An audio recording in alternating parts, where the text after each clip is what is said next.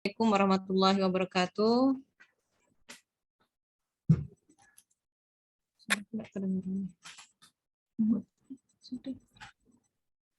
Oh, ini aku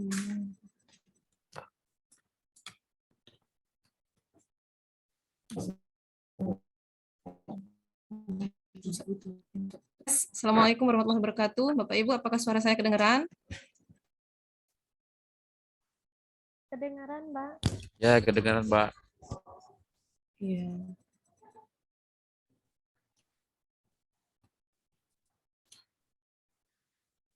Baik, Bapak Ibu sekalian. Alhamdulillah hari ini kita bisa bertemu bertatap muka walaupun hanya dalam layar Zoom ya Bapak Ibu ya. Mudah-mudahan di lain waktu bisa nanti main ke Palembang, nyicip empek-empek di sini ya kan. Oke, insya Allah hari ini kita akan memulai untuk sesi panel. Di sini pada pagi hari ini lumayan banyak ya presenter narasumber kita itu ada 11 orang. Jadi Bapak Ibu kami memohon waktunya 10 sampai 15 menit saja untuk presentasi. Kita bagi menjadi 2 sesi dari 5 dulu ya, baru nanti ada Q&A atau sesi tanya jawab di sini. Bapak Eko Zulfikar udah siap belum ya untuk jadi narasumber yang pertama? Bapak Eko Zulfikar, Pak Muhammad Takrib dan Pak Santosa ini udah ada belum ya di sini ya? Belum ada ya?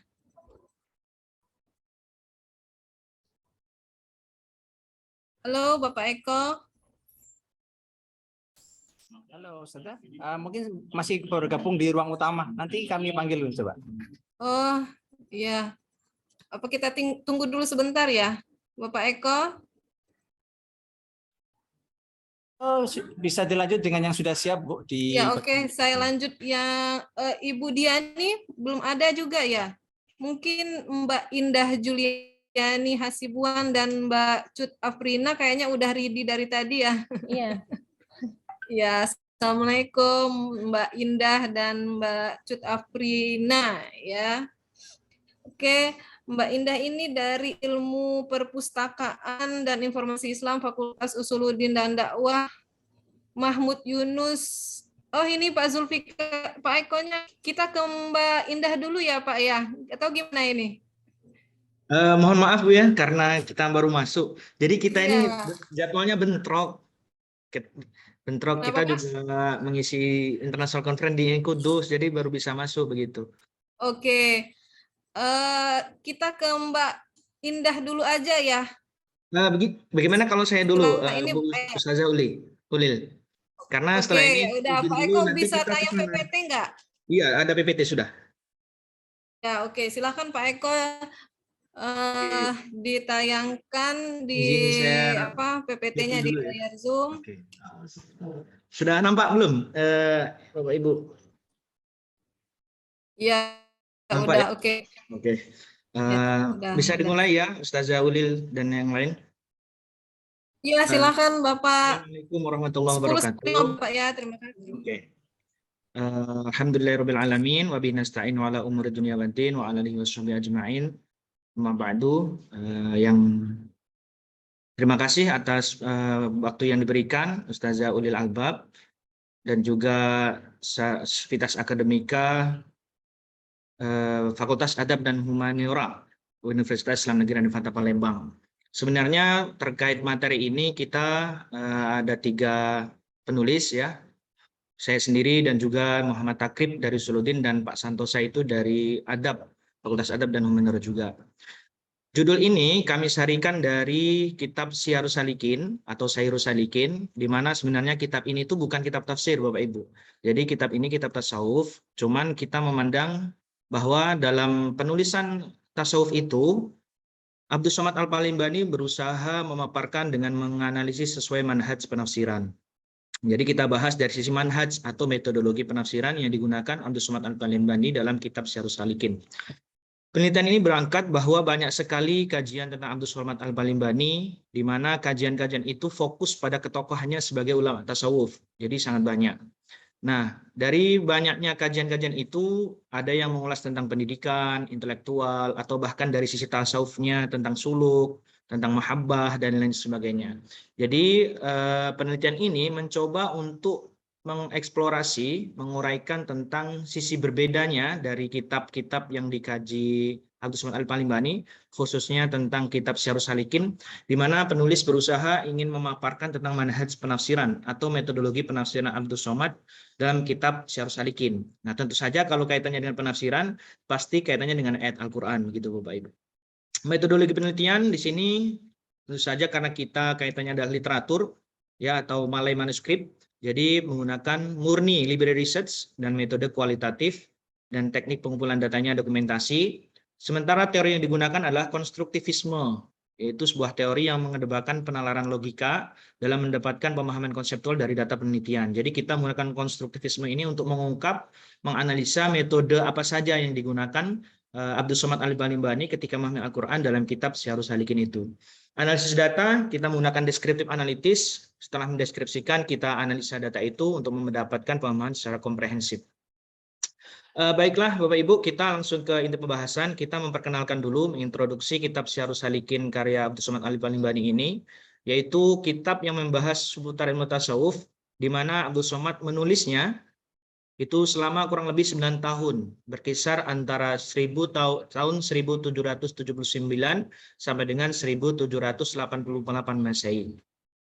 Kitab Syarhus Salikin ini terdiri dari muqaddimah dan 4 bab, di mana muqaddimahnya ini terdiri dari 4 bagian, ya. Yang pertama ada pembahasan keutamaan ilmu, pencari ilmu dan ulama atau yang ahli ilmu. Kemudian yang kedua etika belajar dan pembelajar, yaitu muta'alim dan juga ustadz di situ. Kemudian yang ketiga hilangnya suatu ilmu atau lenyapnya suatu ilmu dalam diri seseorang. Keempat, ilmu yang wajib dipelajari atau fardhu ain. Itu bab muqaddimah yang dibahas dalam kitab Syarhus Salikin. Kemudian 4 bab intinya yang dibahas oleh Abdus Somad Al-Palembani dalam kitab Syarhus Salikin ini. Yang pertama yaitu keyakinan atau ketauhidan. Yang kedua, tata cara bersuci dari hadas zahir maupun batin. Di sini telah ketasawufan beliau. Jadi meskipun pembahasannya adalah bersuci dari hadas zahir, tapi beliau mengaitkannya dengan masalah batin gitu. Kemudian rahasia sholat, dan keempat keutamaan zakat. Ini adalah kandungan dari kitab Syarhus Salikin secara garis besarnya yang kita coba introduksi dalam International Conference kali ini. Kemudian ini langsung ke manhajnya. Yang pertama, dalam dunia tafsir Bapak Ibu, yang perlu dipahami adalah bahwa sumber tafsir dalam pemahaman Al-Quran itu ada 2, yaitu sumber tafsir bil ma'thur dan juga sumber tafsir bil ra'i. Sumber tafsir bil ma'thur ini kita menelaah dari kitab Syarhus Salikin bahwa kita menyimpulkan yang digunakan untuk memahami ayat Al-Quran oleh Abdus Somad adalah menggunakan tafsir bil ma'thur.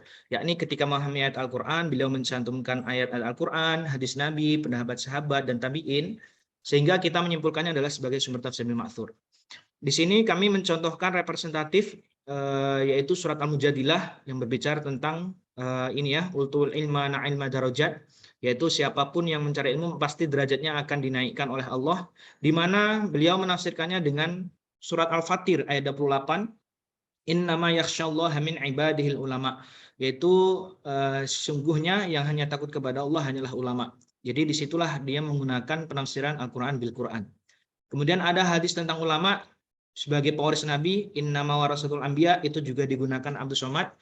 Terus kemudian ada pendapat sahabat Ibnu Abbas, Abu Darda, serta tabi'in Atha, sehingga dalam kitab Syarhus Salikin di sini penulis menyimpulkan bahwa sumber tafsir yang digunakan oleh Abdus Somad Al-Palembani dalam kitab Syarhus Salikin itu adalah sumber tafsir bil ma'thur. Artinya menggunakan beberapa riwayat, tidak menggunakan bil ra'i. Meskipun dalam beberapa tema beliau juga berusaha menguraikan dengan pendapatnya sendiri dari sisi tasawufan. Tapi secara garis besarnya adalah sumber tafsir yang digunakan Abdus Somad dalam kitab Syarhus Salikin itu adalah tafsir bil ma'thur itu. Kemudian metode tafsirnya Bapak Ibu. Di sini metode tafsir mohon maaf ya Bapak Ibu karena kita ini backgroundnya dari Usuluddin, kita prodi ilmu Al-Quran dan tafsir, jadi kita mencoba mengaitkan manuskrip Melayu itu dengan karakteristiknya dengan penafsiran begitu.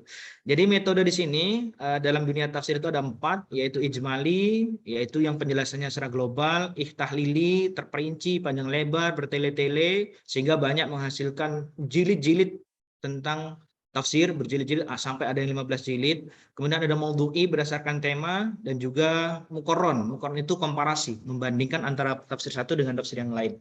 Nah, ketika kita menganalisis dari kitab Syarhus Salikin ini, kami menyimpulkan bahwa yang digunakan Abdus Somad metodenya adalah metode ijmali. Karena ketika menjelaskan Al-Quran, beliau itu singkat, terpotong-potong, tidak dijelaskan satu ayat secara universal, secara menyeluruh.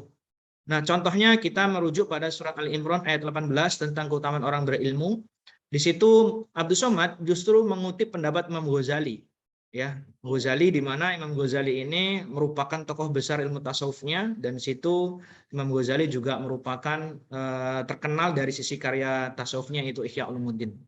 Maka di sini kami menyimpulkan bahwa metode yang diusung oleh Abdus Somad Al-Balimbani itu adalah metode ijmali begitu Bapak Ibu. Kemudian terakhir, corak tafsir kitab Syarhus Salikin. Corak tafsir, corak itu adalah kecenderungan penafsiran, apakah mengarah pada suatu ilmu disiplin tertentu. Jadi kalau dalam dunia tafsir ada banyak corak, ada corak fikhi berarti penafsirannya diarah ke hukum, ada corak misalnya ke tasawuf, ke sufi, maka kaitannya dengan tasawuf. Kemudian ada corak misalnya ada ijtimai, sosial kemasyarakatan. Nah, maka kita berdasarkan penafsiran di situ kitab Syarhus Salikin jelas karena yang dibahas adalah seputar tasawuf, maka kita menyimpulkan corak tafsirnya adalah corak tasawuf. Ini terbukti ya Bapak Ibu ketika Abdus Somad Al-Balimbani membahas bab salat, ya, aqimus shalah itu dalam surat At-Thaha ayat 14, bahwa beliau memahaminya dengan mengaitkan untuk selalu hadir hatinya ketika sholat, sehingga mengaitkan dengan makom insan itu. Kalau dalam dunia tasawuf kan itu anta budallaha ka'annaka tarahu fa illam takun tarahu fa innahu yaraka. Jadi makomul ihsan itu yang diangkat oleh Abdus Somad Al-Balimbani. Selain itu, Abdus Somad juga mengaitkan sholat mengharuskan wudhu dengan niat membersihkan hadas zahir maupun batin. Nah, batin di situ meniatnya untuk menghapus dosa. Dan juga ketika menutup aurat diniatkan untuk menutup segala sifat-sifat keji, sifat-sifat tercela agar terhapuskan dalam diri kita begitu. Kemudian juga menghadap kiblat pun Abdus Somad juga menginginkan agar bahwa yang kita hadapi itu sebenarnya bukan Ka'bah, tetapi adalah Allah Subhanahu wa taala.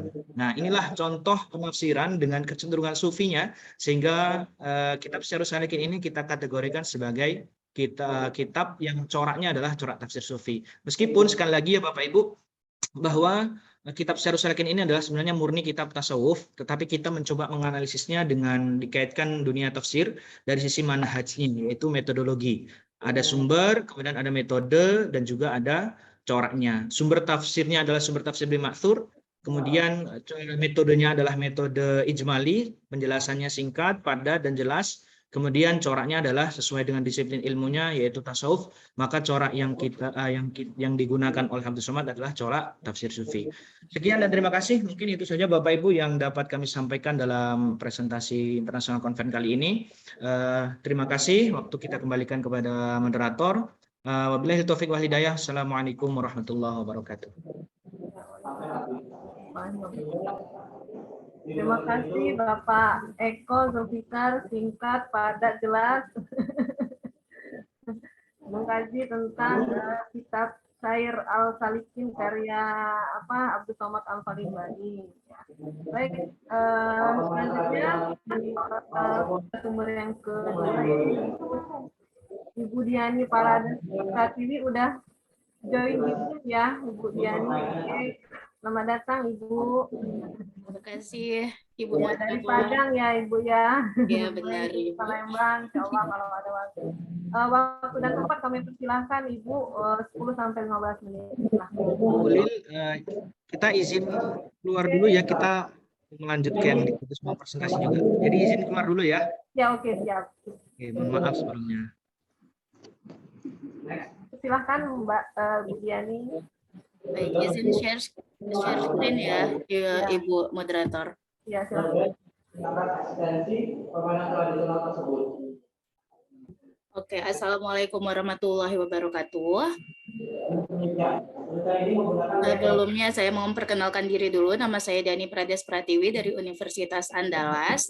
Dan terima kasih untuk Isah telah mempersilahkan saya untuk mempresentasikan penelitian saya yang berjudul Formula dan Ekspresi Formulaik sebagai Aspek Pembangun Tema melalui Gaya Bahasa dalam Syair Melayu Riau Sultan Abdul Muluk, Analisis Sastra Lisan.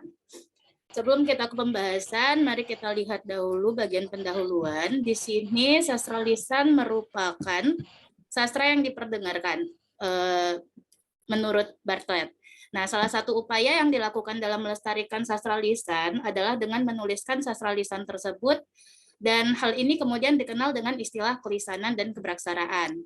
Kedua hal tersebut kerap kali dikaitkan karena sastra lisan sudah dibraksarakan menjadi sastra tulis, dan salah satu karya sastra lisan yang sudah dituliskan itu adalah syair Sultan Abdul Muluk ini. Nah, apakah itu syair? Menurut KBBI, syair adalah puisi lama yang tiap-tiap bait terdiri atas 4 larik atau baris yang berakhir dengan bunyi yang sama.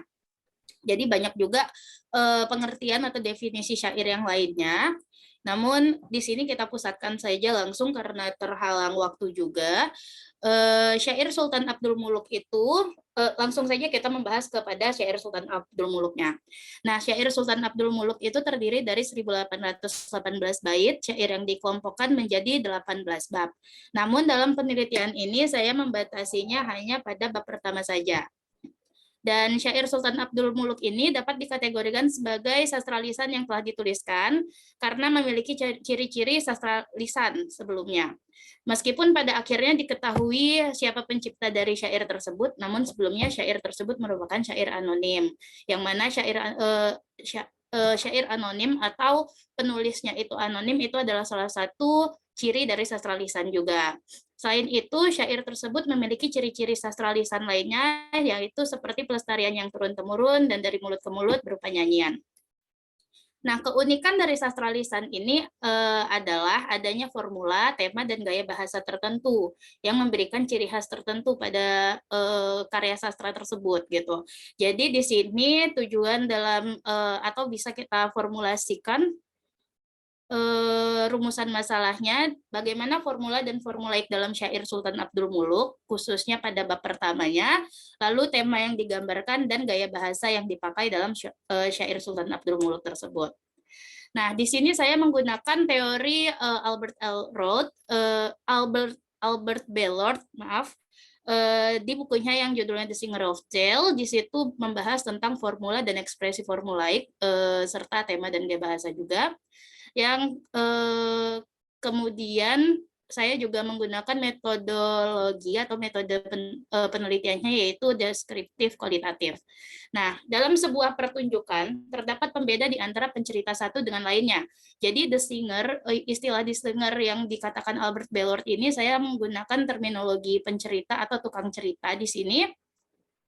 Jadi antara pencerita satu dengan yang lainnya itu memiliki cara yang berbeda dalam menyampaikan cerita atau pertunjukannya. Nah, tukang cerita itu juga berperan sebagai pencipta dalam pertunjukannya, meskipun ia mempelajari lagu tersebut dari tukang cerita terdahulu atau lainnya. Jadi kan diturunkan secara turun-temurun, namun dia bisa saja berimprovisasi gitu. Nah, hal ini disebabkan terjadinya perkembangan atau improvisasi yang dilakukan tukang cerita ketika menyampaikan ceritanya, yang mana meskipun memiliki formula yang sama, namun formula tersebut hanya merupakan dasar dari sebuah cerita. Maka dari itu mungkin bisa dikatakan bahwa setiap tukang cerita itu memiliki formula yang sama, namun cara mereka menyampaikan ceritanya atau pertunjukannya itu yang berbeda-beda. Selanjutnya adalah tugas tukang cerita memberikan variasi kepada formula tersebut dengan menekankan formulaik dan membentuk tema pada ceritanya masing-masing. Nah, dalam konsep formula, Lord menyatakan bahwa formula memiliki ciri adanya pengulangan atau repetition. Jadi formula yang terdapat dalam suatu syair biasanya terkandung dalam beberapa elemen yang ada di dalamnya. Elemen yang dimaksud adalah nama tokoh, adegan, waktu, dan tempat. Ini menurut Albert Bellord dalam bukunya. Terus dalam penganalisisan formula tidak terlepas dari formulaik yang merupakan bagian dari baris yang menyusun formula. Hal ini ditunjukkan dengan adanya repetisi atau pengulangan yang dilakukan dalam cerita. Dalam bab pertama syair Sultan Abdul Muluk ini didapat formulaik yang merupakan repetisi dalam sebuah cerita. Formulaik tersebut diantaranya adalah kata barbari yang disebutkan sebanyak 4 kali yang masing-masing terdapat dalam bait pertama, kedua, ketujuh, dan bait terakhir yaitu bait ke-15. Kemudian formulaik kedua merupakan kata bestari yang diulang sebagai 4 kali yang masing-masing terdapat dalam bait kedua, kelima, ketujuh, dan bait terakhir. Nah, setelah itu didapat pula repetisi yang dilakukan terhadap nama atau gelar. Jadi ini adalah formulaiknya, kata-katanya.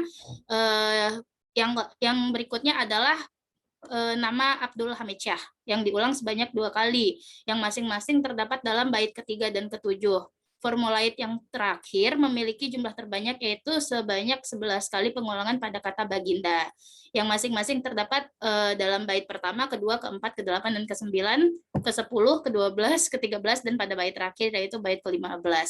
Nah, kata baginda tersebut sebenarnya kan mengacu pada raja yang memimpin negeri Barbari yaitu Abdul Hamid Syah itu sendiri. Jadi jika dijumlahkan sebenarnya Abdul Hamid Syah disebutkan sebanyak 14 kali. Maka formulaik inilah yang nantinya akan menjadi struktur dalam formula yang membentuk syair Sultan Abdul Muluk itu. Nah, formula memiliki beberapa aspek, yaitu nama, gelar, tempat, adegan, dan waktu tadi menurut Albert Belord. Nah, semua aspek itu kita mencoba melihatnya di dalam syair Sultan Abdul Muluk ini. Dan aspek pertama yaitu berupa nama atau gelar. Terdapat 5 nama yang disebut di dalam bab pertama syair Sultan Abdul Muluk ini, yaitu Abdul Hamid Syah, Abdul Majid, Mansur, Siti Rahmah, dan Abdul Muluk. Kemudian aspek kedua yaitu formulanya itu adalah tempat. Nah, dalam syair tersebut satu-satunya tempat yang disebut adalah negeri Barbari.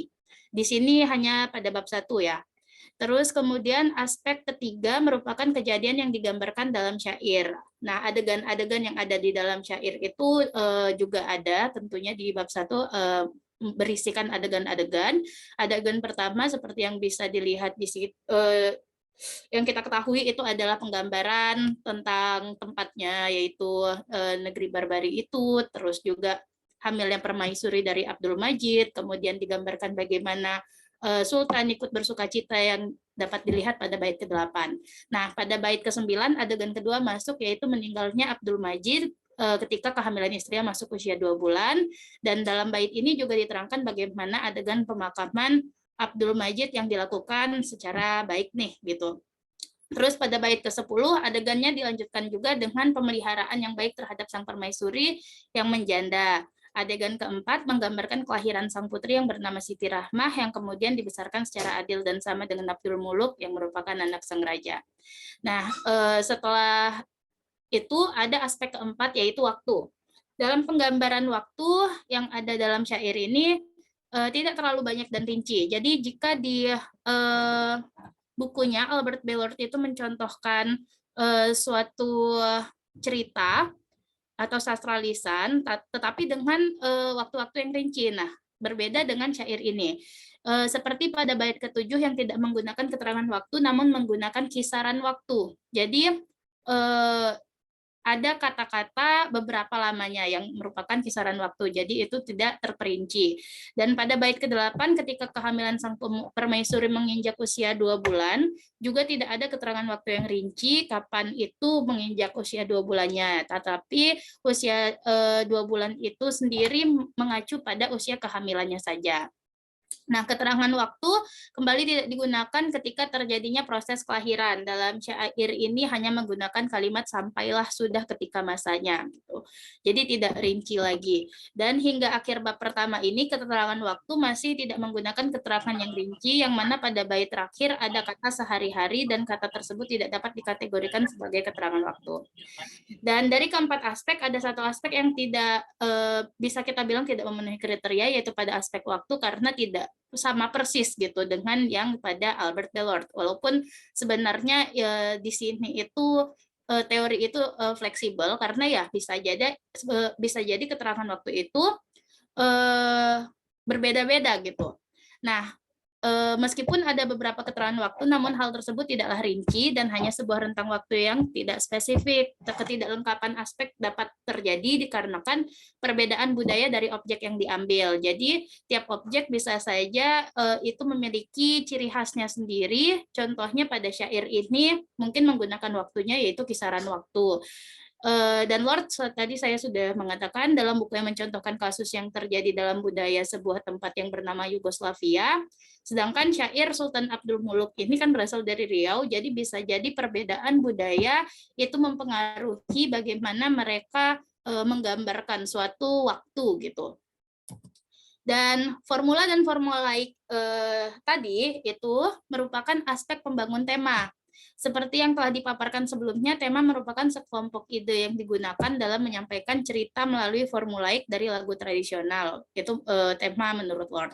Sehingga hal ini memberikan petunjuk terhadap tema yang terdapat dalam syair tersebut. Nah, dalam syair Sultan Abdul Muluk pada bab pertama didapat tema mayor yang merupakan tentang kepemimpinan. Dan tema mayor ini didukung oleh tema-tema minor yang ada pada bab 1 ini khususnya. Seperti pada bait pertama tergambar jelas. Nah, kita bicarakan pada tema mayor dulu. Tergambar jelas bahwa sang tukang cerita memulai ceritanya dengan ide sebuah tempat yang dipimpin oleh seorang sultan, kemudian digambarkan bagaimana sang sultan memimpin negeri dengan gagah berani sehingga memiliki beberapa negeri yang tunduk padanya. Dan tema mayor itu didukung oleh tema-tema minor, seperti dimunculkannya tokoh-tokoh pendukung gitu. Sultan Abdul Majid sebagai saudara sang sultan yang memimpin di bawah hukum sang baginda. Dan tidak cukup hanya satu tokoh pendukung, tukang cerita memunculkan tokoh lain yaitu Mansur yang bijaksana dan mengepalai perdana menteri yang memiliki mufakat yang baik, dan kesemua orang itu digambarkan memimpin dengan baik. Kemudian selain tema minor yang mendukung melalui nama-nama tokoh, disebut pula bagaimana sikap masing-masing tokoh dalam memimpin, terutama Sultan Abdul Hamid Shah, sang raja. Selain digambarkan gagah berani, ia juga digambarkan sebagai tokoh yang adil dan bijaksana, serta mengasihi rakyatnya.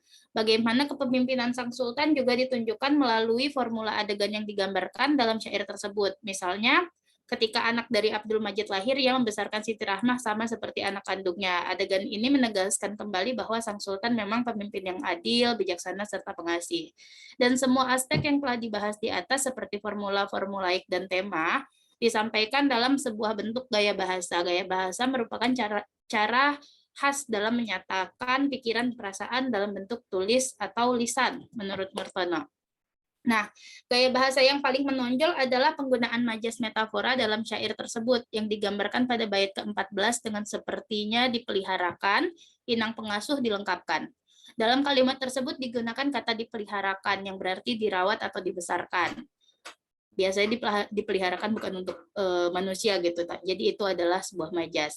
Dan gaya bahasa yang terdapat dalam syair tersebut juga berima. Hal ini menunjukkan karakteristik puisi lama dan sekaligus menunjukkan ciri khas sastra lisan. Nah, dalam sastra lisan terdapat formula dan formulaik merupakan kata yang diulang. Kata berulang tersebut digunakan tukang cerita untuk dijadikan rima dalam bait-bait yang terdapat dalam syair sehingga membentuk gaya bahasa itu sendiri.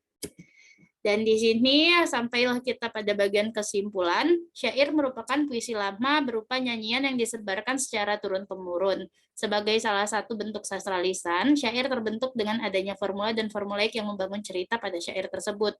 Penelitian ini bertujuan untuk menemukan formula dan formulaik yang membangun tema dari syair Sultan Abdul Muluk, khususnya pada bab satunya yang berasal dari Provinsi Riau, Indonesia. Metode yang digunakan dalam penelitian ini adalah metode deskriptif kualitatif dan teori formula yang dikemukakan oleh Albert Bellord.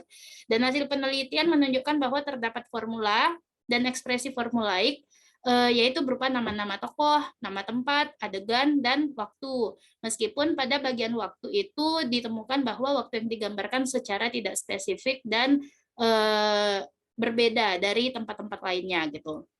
Nah, hal ini disebabkan dengan adanya perbedaan budaya atau karakter tempat dan masyarakatnya.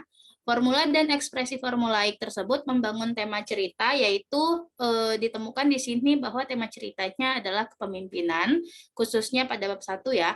Selain itu, hasil penelitian juga menunjukkan bahwa gaya bahasa yang digunakan sebagai penyampai cerita merupakan gaya bahasa yang biasanya digunakan dalam puisi lama, yaitu berima dan berisi majas metafora. Terima kasih. Saya rasa sampai di sini presentasi saya tentang penelitian saya yang berjudul Formula dan Formulaik yang membangun tema dan melalui gaya bahasa syair Sultan Abdul Muluk. Saya kembalikan kepada Ibu Moderator. Ya, terima kasih Mbak Diani Parades Pratiwi dari Fakultas Ilmu Budaya Universitas Andalas Padang ya. Mengulas memberikan sedikit tentang formula dan formulaik sebagai aspek pembangunan tema ya. Sebenarnya kalau misalnya mau ini nggak cukup 10 menit ya Bu ya. Iya benar, makanya dibatasi bab 1 aja. Iya, Ya Bu. bisa 4 SKS ini. Kalau sampai 1000 semuanya dibahas gitu. Iya, sangat menarik ya. Jadi seakan-akan kita membaca novel gitu kan. Ya. Baik, untuk narasumber selanjutnya yaitu dari Fakultas Usuluddin dan Dakwah ya. Mahmud Yunus Batu Sangkar masih di Padang ini ya kita ya. Kami persilakan kepada Mbak Indah Juliani Hasibuan dan beserta rekan Mbak Cut Afrina waktu 10-15 menit. Disilahkan. Baik, terima kasih sebelumnya kepada moderator. Izinkan saya untuk men-screen PPT ya Bu. Maaf Mbak Indah, suaranya kurang jelas, bisa diperbesar sedikit?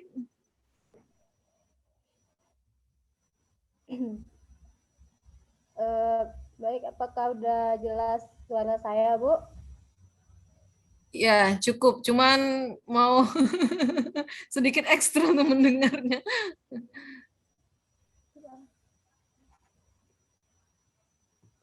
Volume yang di laptopnya yang di full-kan, Indah? Iya.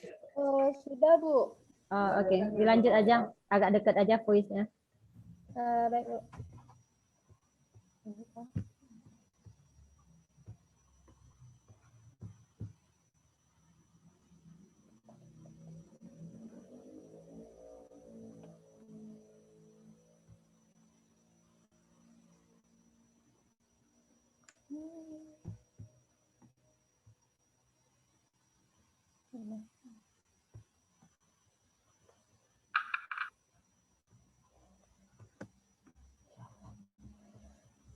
Lama.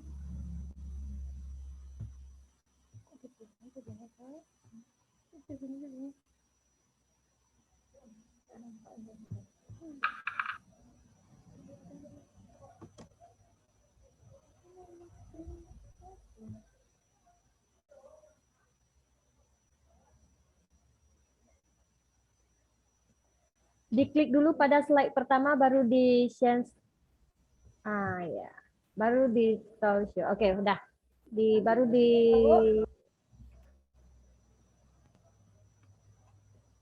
ya, baru di talk show-nya. Apakah PPT Indah sudah terlihat, Bu? Sudah. Baiklah, Assalamualaikum warahmatullahi wabarakatuh. Sebelumnya izinkan saya untuk memperkenalkan nama saya yaitu Indah Juliani Hasibuan, Fakultas Usuluddin Adab dan Dakwah dari Universitas UIN Mahmud Yunus Batu Sangkar. Di sini saya akan mempresentasikan judul penelitian saya yang berjudul Peran Kelas Literasi Adat bersama Perpustakaan Umum Kota Padang Panjang dalam mempertahankan budaya kearifan lokal di Kota Padang Panjang.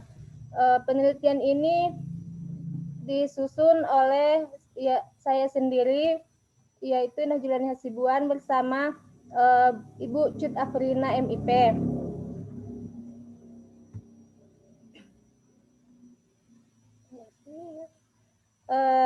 Adapun latar belakang masalah dari penelitian ini yaitu Perpustakaan Kota Padang Panjang ialah salah satu perpustakaan yang mempunyai kelas literasi adat yang didirikan oleh Bapak Muhammad Jamil, dan perpustakaan kelas literasi adat ini kurang diminati oleh masyarakat. Terus yang kedua, kelas literasi adat tersebut kebanyakan yang mengikutinya itu hanya orang-orang yang sudah berumur 40 tahun ke atas, sedangkan anak mudanya kurang meminati kelas literasi adat ini. Subfokusnya yaitu bagaimana dan kegiatan apa sajakah yang dilakukan kelas literasi adat dalam mempertahankan budaya kearifan lokal di Perpustakaan Kota Padang Panjang, dan bagaimanakah Perpustakaan Kota Padang Panjang dalam mempertahankan budaya kearifan lokal di Kota Padang Panjang.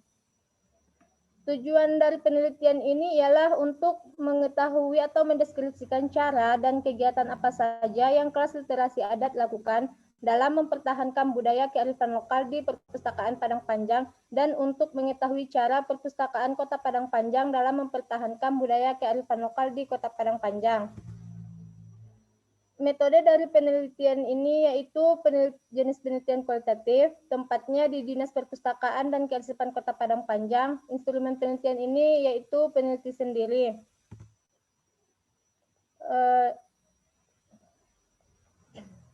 Selanjutnya masuk kepada pembahasan. Yang pertama, kegiatan yang ada di kelas literasi adat dalam mempertahankan budaya kearifan lokal di Kota Padang Panjang.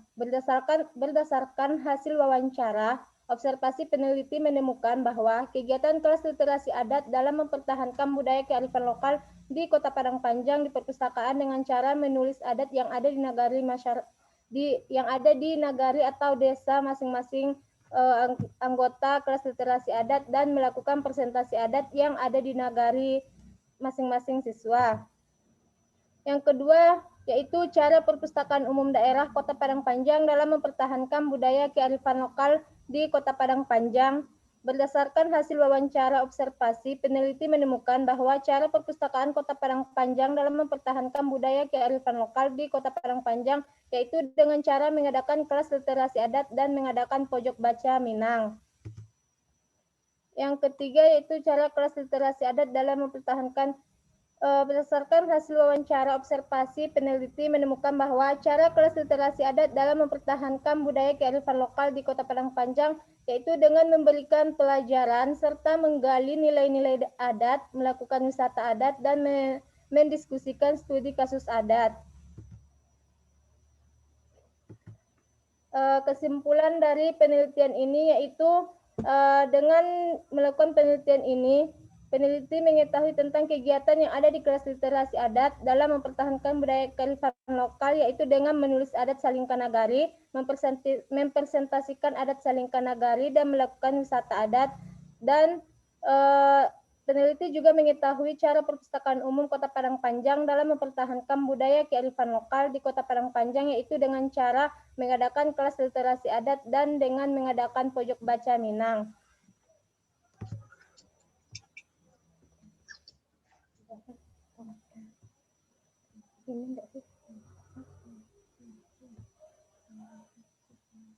Sekian dan terima kasih. Selanjutnya Indah kembalikan kepada moderator.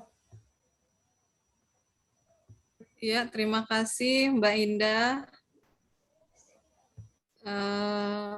atas presentasinya, yaitu mengulas tentang literasi adat ya di Kota Padang Panjang untuk mempertahankan budaya kearifan lokal gitu. Baik, terima kasih sekali lagi dari Prodi Ilmu Perpustakaan dan Informasi Islam gitu kan.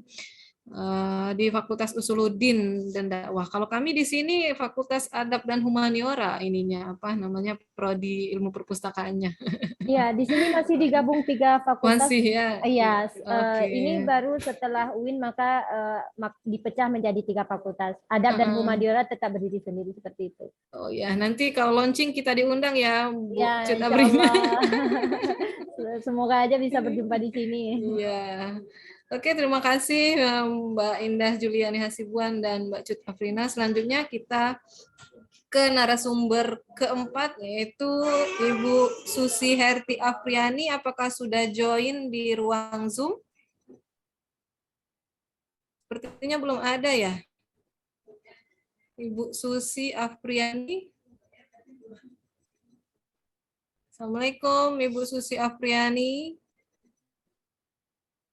Ya, sepertinya belum ada. Kita lanjut ke Bapak Mas Huri dari BRIN.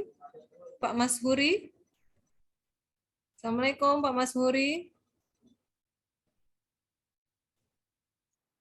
Pak Mas Huri dari Badan Riset dan Inovasi Nasional. Bapak Mas Huri belum hadir di sini.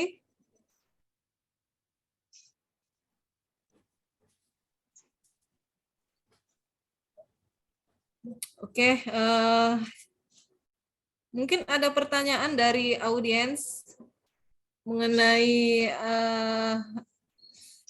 tiga pembicara kita hari ini, yaitu dari Bapak Eko Zulfikar mengenai studi tafsir Melayu, ya, analisis manhaj penafsiran Abdus Somad Al-Palimbani dalam kitab Sair Al-Salikin, kemudian dari Ibu Diani Parades Pratiwi dari Fakultas Ilmu Budaya Universitas Andalas Padang yang mengulas tentang formula dan formulaik, ya, sebagai aspek pembangunan pada gaya bahasa dalam syair Melayu, yaitu Melayu Riau gitu ya, Sultan Abdul Muluk.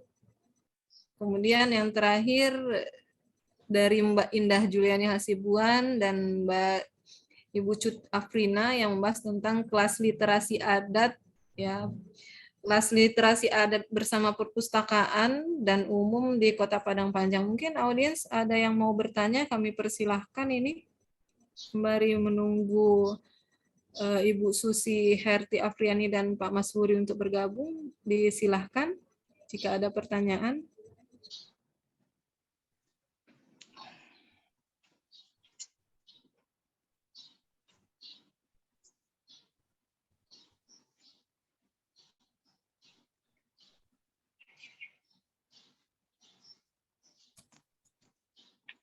Oke, sepertinya masih difikirkan, belum bisa diungkapkan ini. Kita beralih ke narasumber yang ke-6, itu Ibu Yulfira Riza dan Ibu Sinta Fitria Utami. Sudah hadir di ruang Zoom?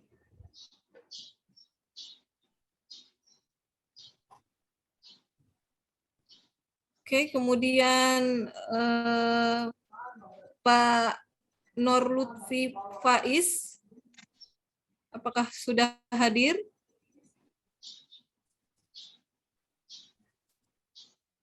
Dan Bapak Ahmad Murtaza MZ, apakah sudah hadir?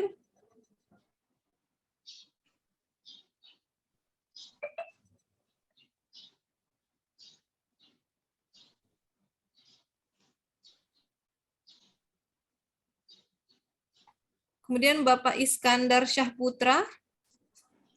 Bapak Iskandar Syahputra dari BRIN juga. Hadir, Bu. Oh iya, Bapak Iskandar sudah ready untuk presentasi, Bapak? Insya Allah sudah, Bu. Iya, udah. Kami silahkan Bapak Iskandar Syahputra untuk screen PPT-nya. Iya, sebentar, Bu, ya. Iya.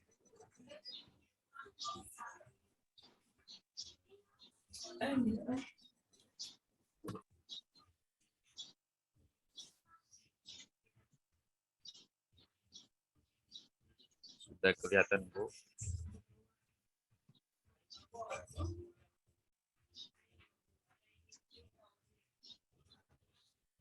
Sudah ya, Bu? Ya, udah. Silakan, Pak. Kenalkan diri secara singkat, Pak, ya. Baik. Assalamualaikum warahmatullahi wabarakatuh. Alhamdulillahirabbil alamin wassalatu wassalamu ala asyrafil anbiya'i wal mursalin wa ala alihi washabihi ajma'in. Allahumma shalli ala sayyidina Muhammad wa ala ali sayyidina Muhammad. Terima kasih. Maaf Bapak, suaranya terdistraksi ini. Sebentar Bu. Ya.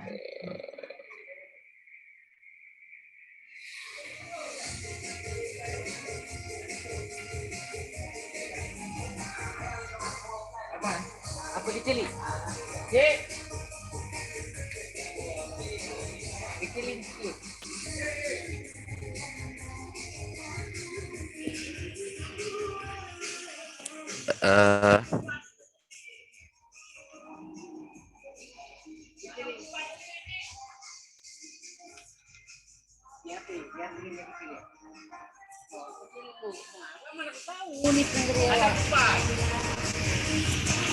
Eh, baik, terima kasih Ibu. Bisa dilanjutkan Bu. Masih dominan lagunya. Nggak tahu ini mulai.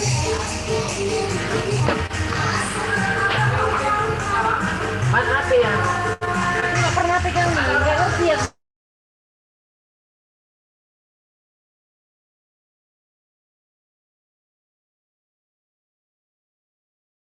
Assalamualaikum Pak Iskandar, mungkin bisa menempati ruangan yang lebih bagus gitu Pak ya, karena suaranya ada banyak gangguan di tempat Pak Iskandar.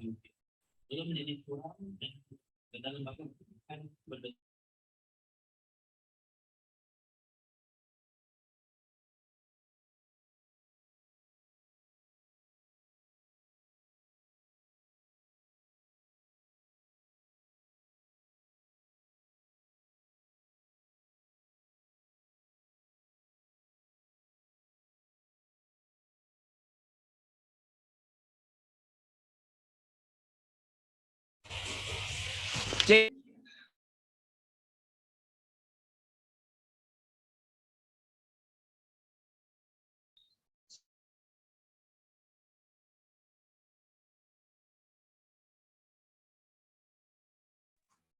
Bisa dilanjutkan Ibu. Bapak, silakan. Baik. Assalamualaikum warahmatullahi wabarakatuh.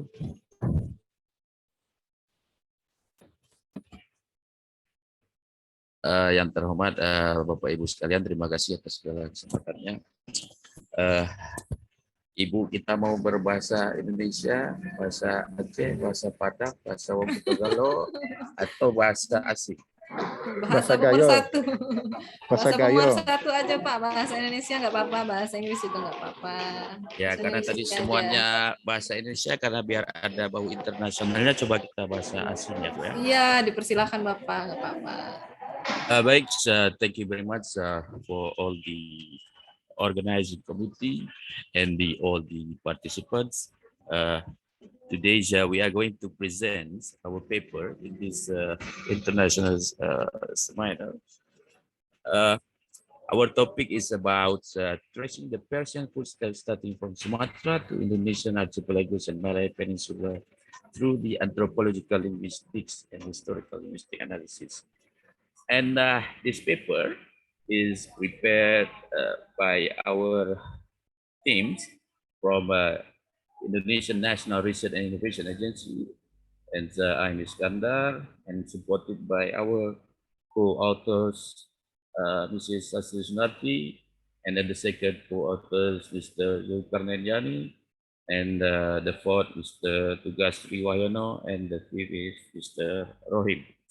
And we thought all of the teams, I think these papers will not be presented today. Okay, just to have a very quick presentation, and then we continue.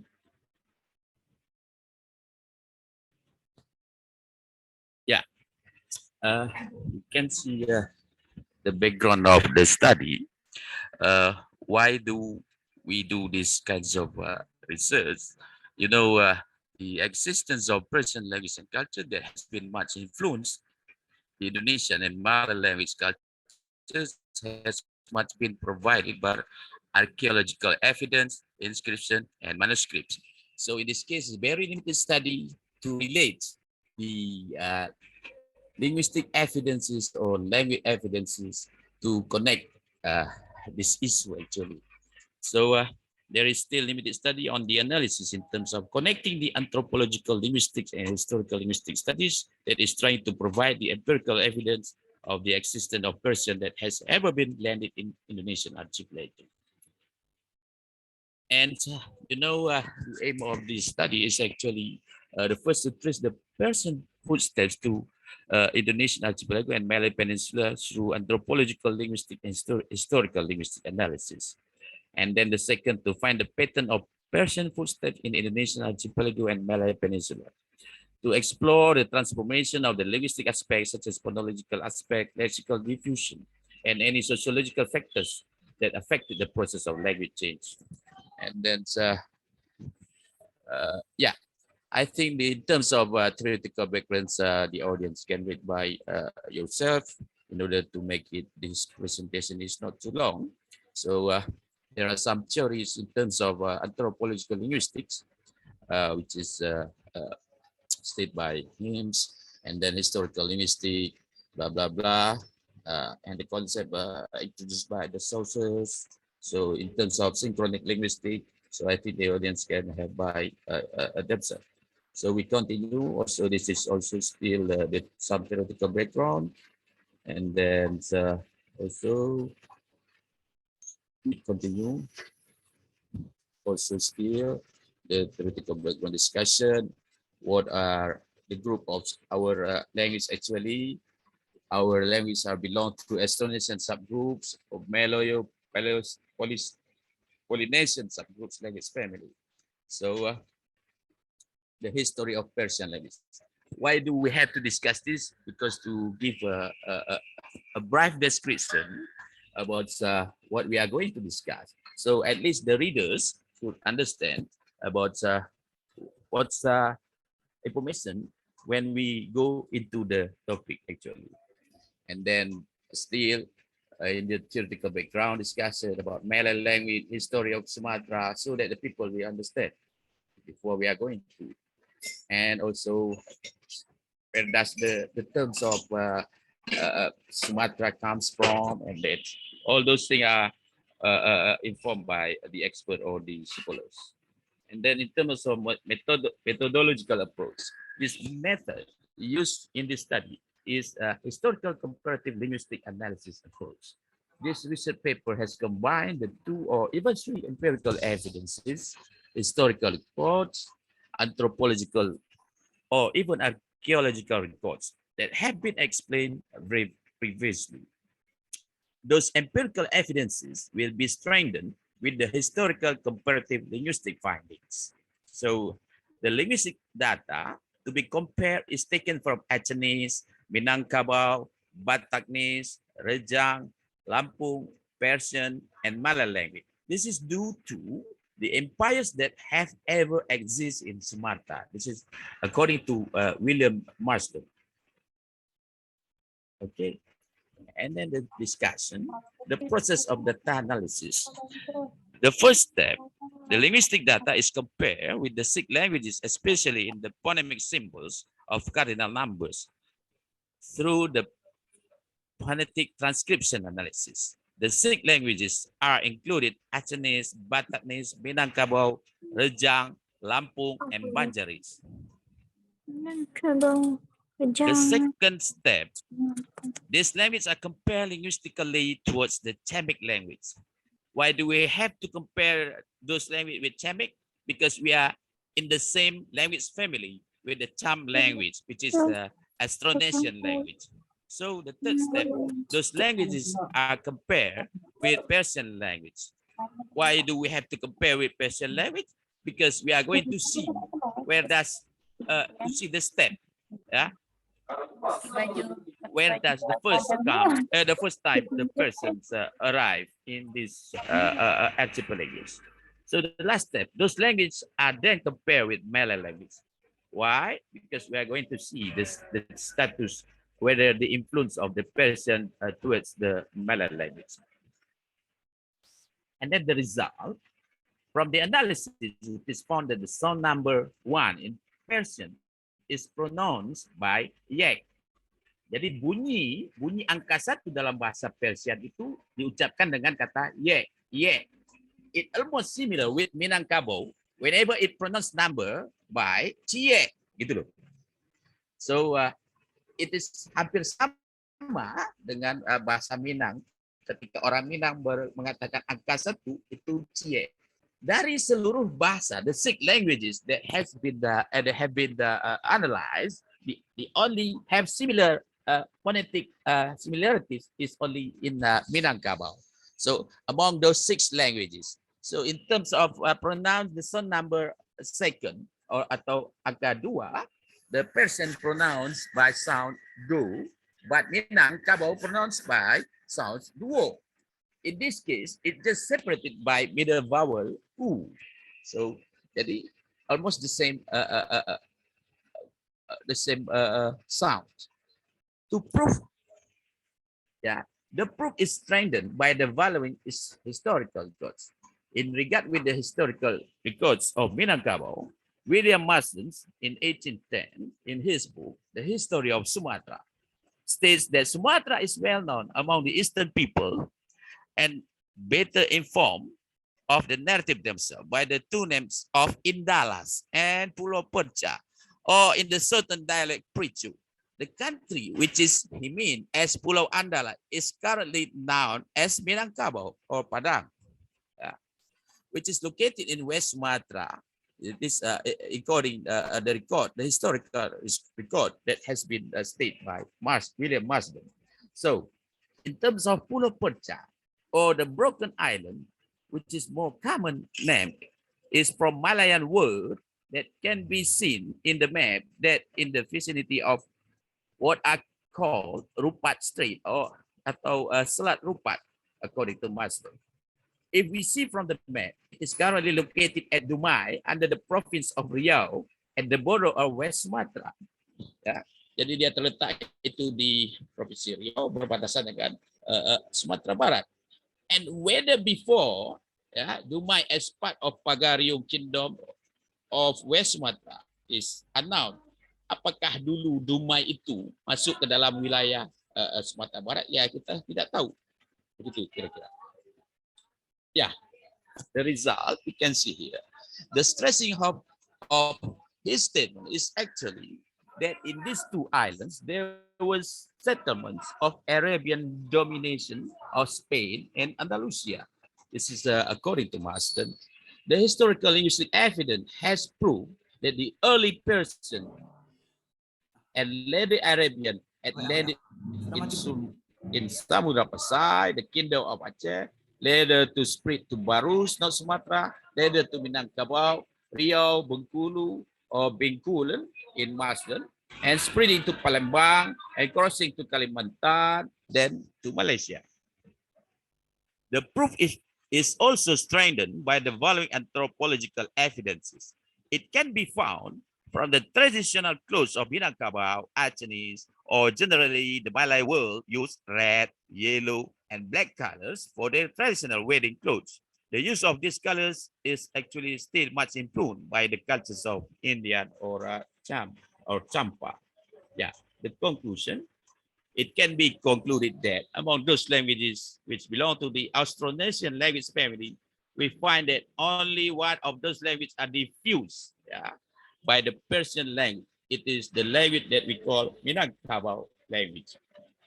So it is found that the lower words that can be found in Malay language or in Bahasa Indonesia are not absorbed from Persian. However, they are mostly from Arabic words. So in fact, the Persian language is not able to diffuse the Austronesian language families or the subgroup of Malayo-Polynesian language family. From the historical linguistic analysis, it can be found that the pattern of Persian footsteps in Sumatra can be traced from Pasai, the kingdom of Aceh, later spreading to Barus, North Sumatra, and later to Minangkabau, Riau, Bengkulu, or Bencoolen, and spreading to Palembang and crossing to Kalimantan from Riau Island, just at the same time crossing Malay Peninsula. This prediction is also supported by the geographical evidence. Yeah, this is some of the reference, and then finally, thank you very much for the times. Yeah, thank you very much. Assalamualaikum warahmatullahi wabarakatuh. Ya, Waalaikumsalam warahmatullahi wabarakatuh. Yang menarik sekali ya Bapak Iskandar Syahputra dari Badan Riset dan Inovasi Nasional yang mengkaji tentang ternyata kita ini kalau mau klaim bahasa, bisa nggak bahasa Persia? Oh bisa gitu ya, walaupun sedikit ada kosakata yang mirip seperti bahasa Persia gitu ya Bapak ya. Baik, untuk narasumber selanjutnya yaitu dari Bapak Abdul Ghafur ya. Bapak Abdul Ghafur sudah masuk Pak ya. Ya, selamat datang Bapak Abdul Ghafur di International Seminar Non-Adab and Humanities. Bapak Abdul Ghafur dari, oh ini tetangga ya Pak ya, dari FKIP Bahasa Indonesia Universitas Sriwijaya ya Bapak ya. Ya, dipersilakan Bapak untuk menayangkan PPT-nya.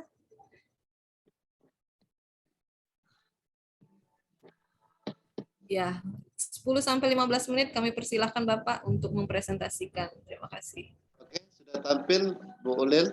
Ya, udah tampil Bapak. Oke, terima kasih semuanya. Bismillahirrahmanirrahim. Assalamualaikum warahmatullahi wabarakatuh. Hamdan wa syukurillah, salatan wa salaman ala rasulillah, amma ba'. Alhamdulillah, puji dan syukur mari kita panjatkan kehadirat Allah Subhanahu wa taala yang mana pada hari ini diberi kesempatan untuk bertatap muka dengan para ilmuwan, peneliti dan sebagainya. Mudah-mudahan kehadiran kita di sini diberikan oleh Allah Subhanahu wa taala kesehatan, kelancaran dan juga dicatat oleh Allah Subhanahu wa taala sebagai amal ibadah. Amin ya rabbal alamin. Mungkin lanjut saja secara singkat tulisan yang akan saya paparkan berbicara tentang keberadaan pembelajaran aksara Arab Melayu AAM di Pondok Pesantren Nurul Islam Sri Bandung. Latar belakangi sebagai tulisan ini bahwasanya kita ketahui secara umum bahwasanya salah satu lembaga yang masih sangat erat kaitannya dengan memakai pelajaran Arab Melayu ini salah satu pesantren ya. Karena lembaga tertua yang ratusan tahun yang lalu, yang pesantren tersebut kita ketahui memiliki keunikan tersendiri dan memiliki ciri khas tersendiri ketimbang dengan pesantren-pesantren lainnya. Salah satunya mungkin misalnya yang ada di Sri Bandung, Kecamatan Tanjung Batu Ogan Ilir, Sumatera Selatan, dia terkenal dengan Arab Melayunya. Jadi intinya bagaimana ketika mereka selesai sekolah di pesantren tersebut, salah satu kelebihan mereka bisa tulis Arab Melayu. Mungkin tidak semua lembaga pendidikan seperti itu, tapi salah satu seperti itu. Nah, namun pada saat ini tulisan tersebut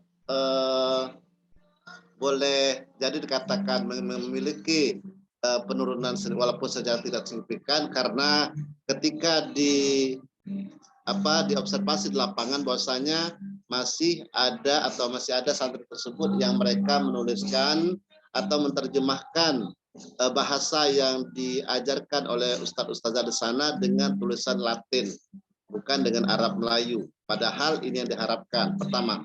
Kemudian yang kedua, mereka antara satu santri dengan santri yang lain, ini ketika penulisan mereka itu berbeda-beda.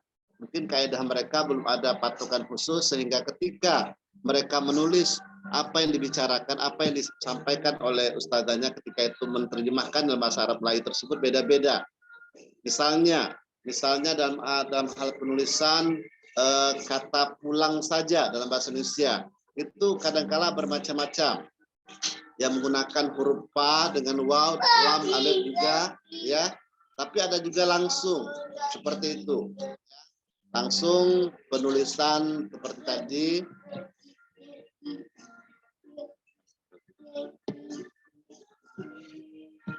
Mohon maaf agak.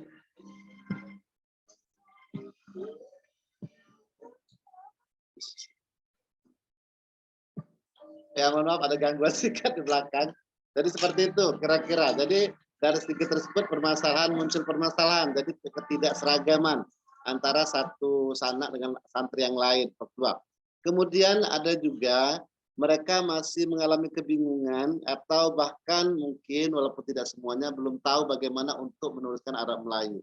Sehingga di sini muncullah seperti itu. Walaupun mungkin ada yang sangat unik sekali keberadaannya pada masa sekarang ini. Pada akhir tahun kemarin itu diadakan lomba baca tulis aksara Arab Melayu yang diadakan di LPPM Unpad Palembang. Mungkin adab ya pelaksananya itu mayoritas hampir keseluruhan pemenangnya adalah dari pesantren Sri Bandung dan satu alumni dari pesantren Sri Bandung. Artinya apa? Artinya walaupun memiliki penurunan, tetapi di segi lain mereka juga tampil beda dengan alumni pesantren yang lain, sehingga ketika itu diadakan lomba, salah satunya mayoritas itu semuanya adalah pemenangnya.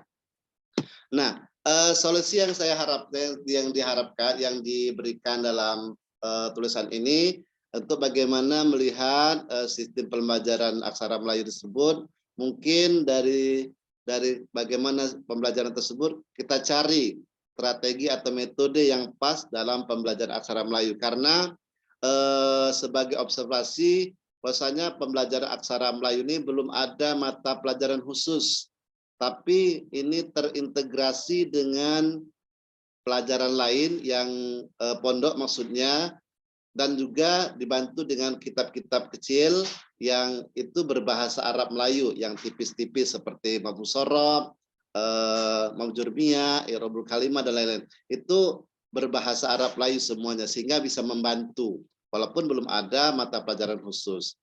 Kemudian sebagai rumusan kesalahan sudah tadi disebutkan untuk mengetahui metode apa yang diajarkan. Kemudian sebagai singkatnya, sebagai kesimpulan hasil dari tulisan ini bahwasanya banyak strategi yang diberikan oleh ustadz-ustadz dari sana dan juga metode-metode. Salah satunya mungkin ceramah dengan menjelaskan pelajaran tersebut sambil juga langsung memberikan mereka latihan untuk membuat kalimat-kalimat yang berbahasa Arab Melayu dan juga membacanya, dan juga memberikan penugasan dalam hal penulisan. Mungkin ada mata pelajaran walaupun hanya secintas itu adalah imla, tapi imlanya tersebut bukan berbahasa Arab tapi dengan Arab Melayu, tulisan bahasa kita, bahasa Indonesia tapi dengan Arab Melayu. Dan juga ditemukan juga di sana melihat ada salah satu keterangan ustadz-ustadzanya bahwasanya ada yang masih mengalami kesulitan dalam hal menulis bahkan juga membaca, terutama menuliskan huruf-huruf hijaiyah tersebut dari kalimat yang pendek begitupun kalimat yang panjang, sehingga masih juga mengalami kesulitan. Jadi mungkin strategi yang diajarkan mungkin ketika itu masih perlu diharapkan perlu ditindaklanjut lagi. Mungkin itu saja yang dapat saya sampaikan. Mohon maaf, mungkin ada masukan dari peserta lain, kami persilakan. Akhirul kalam, billahi taufiq. Assalamualaikum warahmatullahi wabarakatuh. Kembali ke moderator. Waalaikumsalam warahmatullahi wabarakatuh. Ya, terima kasih Bapak Abdul Ghaffur dari FKIP Bahasa Indonesia Unsri. Memang kita ini kebanyakan masih anak-anak pesantren ya yang bisa mendominasi itu menulis aksara Arab Melayu dibanding misalnya anak-anak dari MAN itu keilmuannya itu masih setengah-setengah untuk keilmuan aksara Arab Melayu ya kan. Langka ya makhluk untuk bisa menulis aksara Arab Melayu ini sangat langka gitu kan ya. Kami persilahkan kepada narasumber selanjutnya yaitu Bapak Kusnadi dari dosen Fakultas Dakwah, benar ya Pak ya? Betul sekali. Ya Bapak Kusnadi dari Fakultas Dakwah UIN Raden Fatah Palembang. Mungkin setelah Bapak Kusnadi baru kita buka sesi tanya jawab ya. Dipersilahkan Bapak Kusnadi untuk menayangkan PPT-nya di layar Zoom. Waktu 10-15 menit kami persilahkan Bapak. Baik, terima kasih Ibu Moderator, Ibu Ulil Albab ya, atas waktu yang sudah diberikan kepada saya untuk menyampaikan sebuah artikel yang akan mencoba mengkaji soal fungsi terjemahan Al-Quran berbahasa Palembang dalam penafsiran Al-Quran. Yang saya hormati juga para presenter yang sudah menyampaikan hasil papernya di seminar internasional yang diselenggarakan oleh Fakultas Adab dan Humaniora. Nah, dalam kesempatan ini saya ingin menyampaikan tema atau topik berkaitan dengan fungsi terjemahan Al-Quran berbahasa Palembang dalam penafsiran Al-Quran.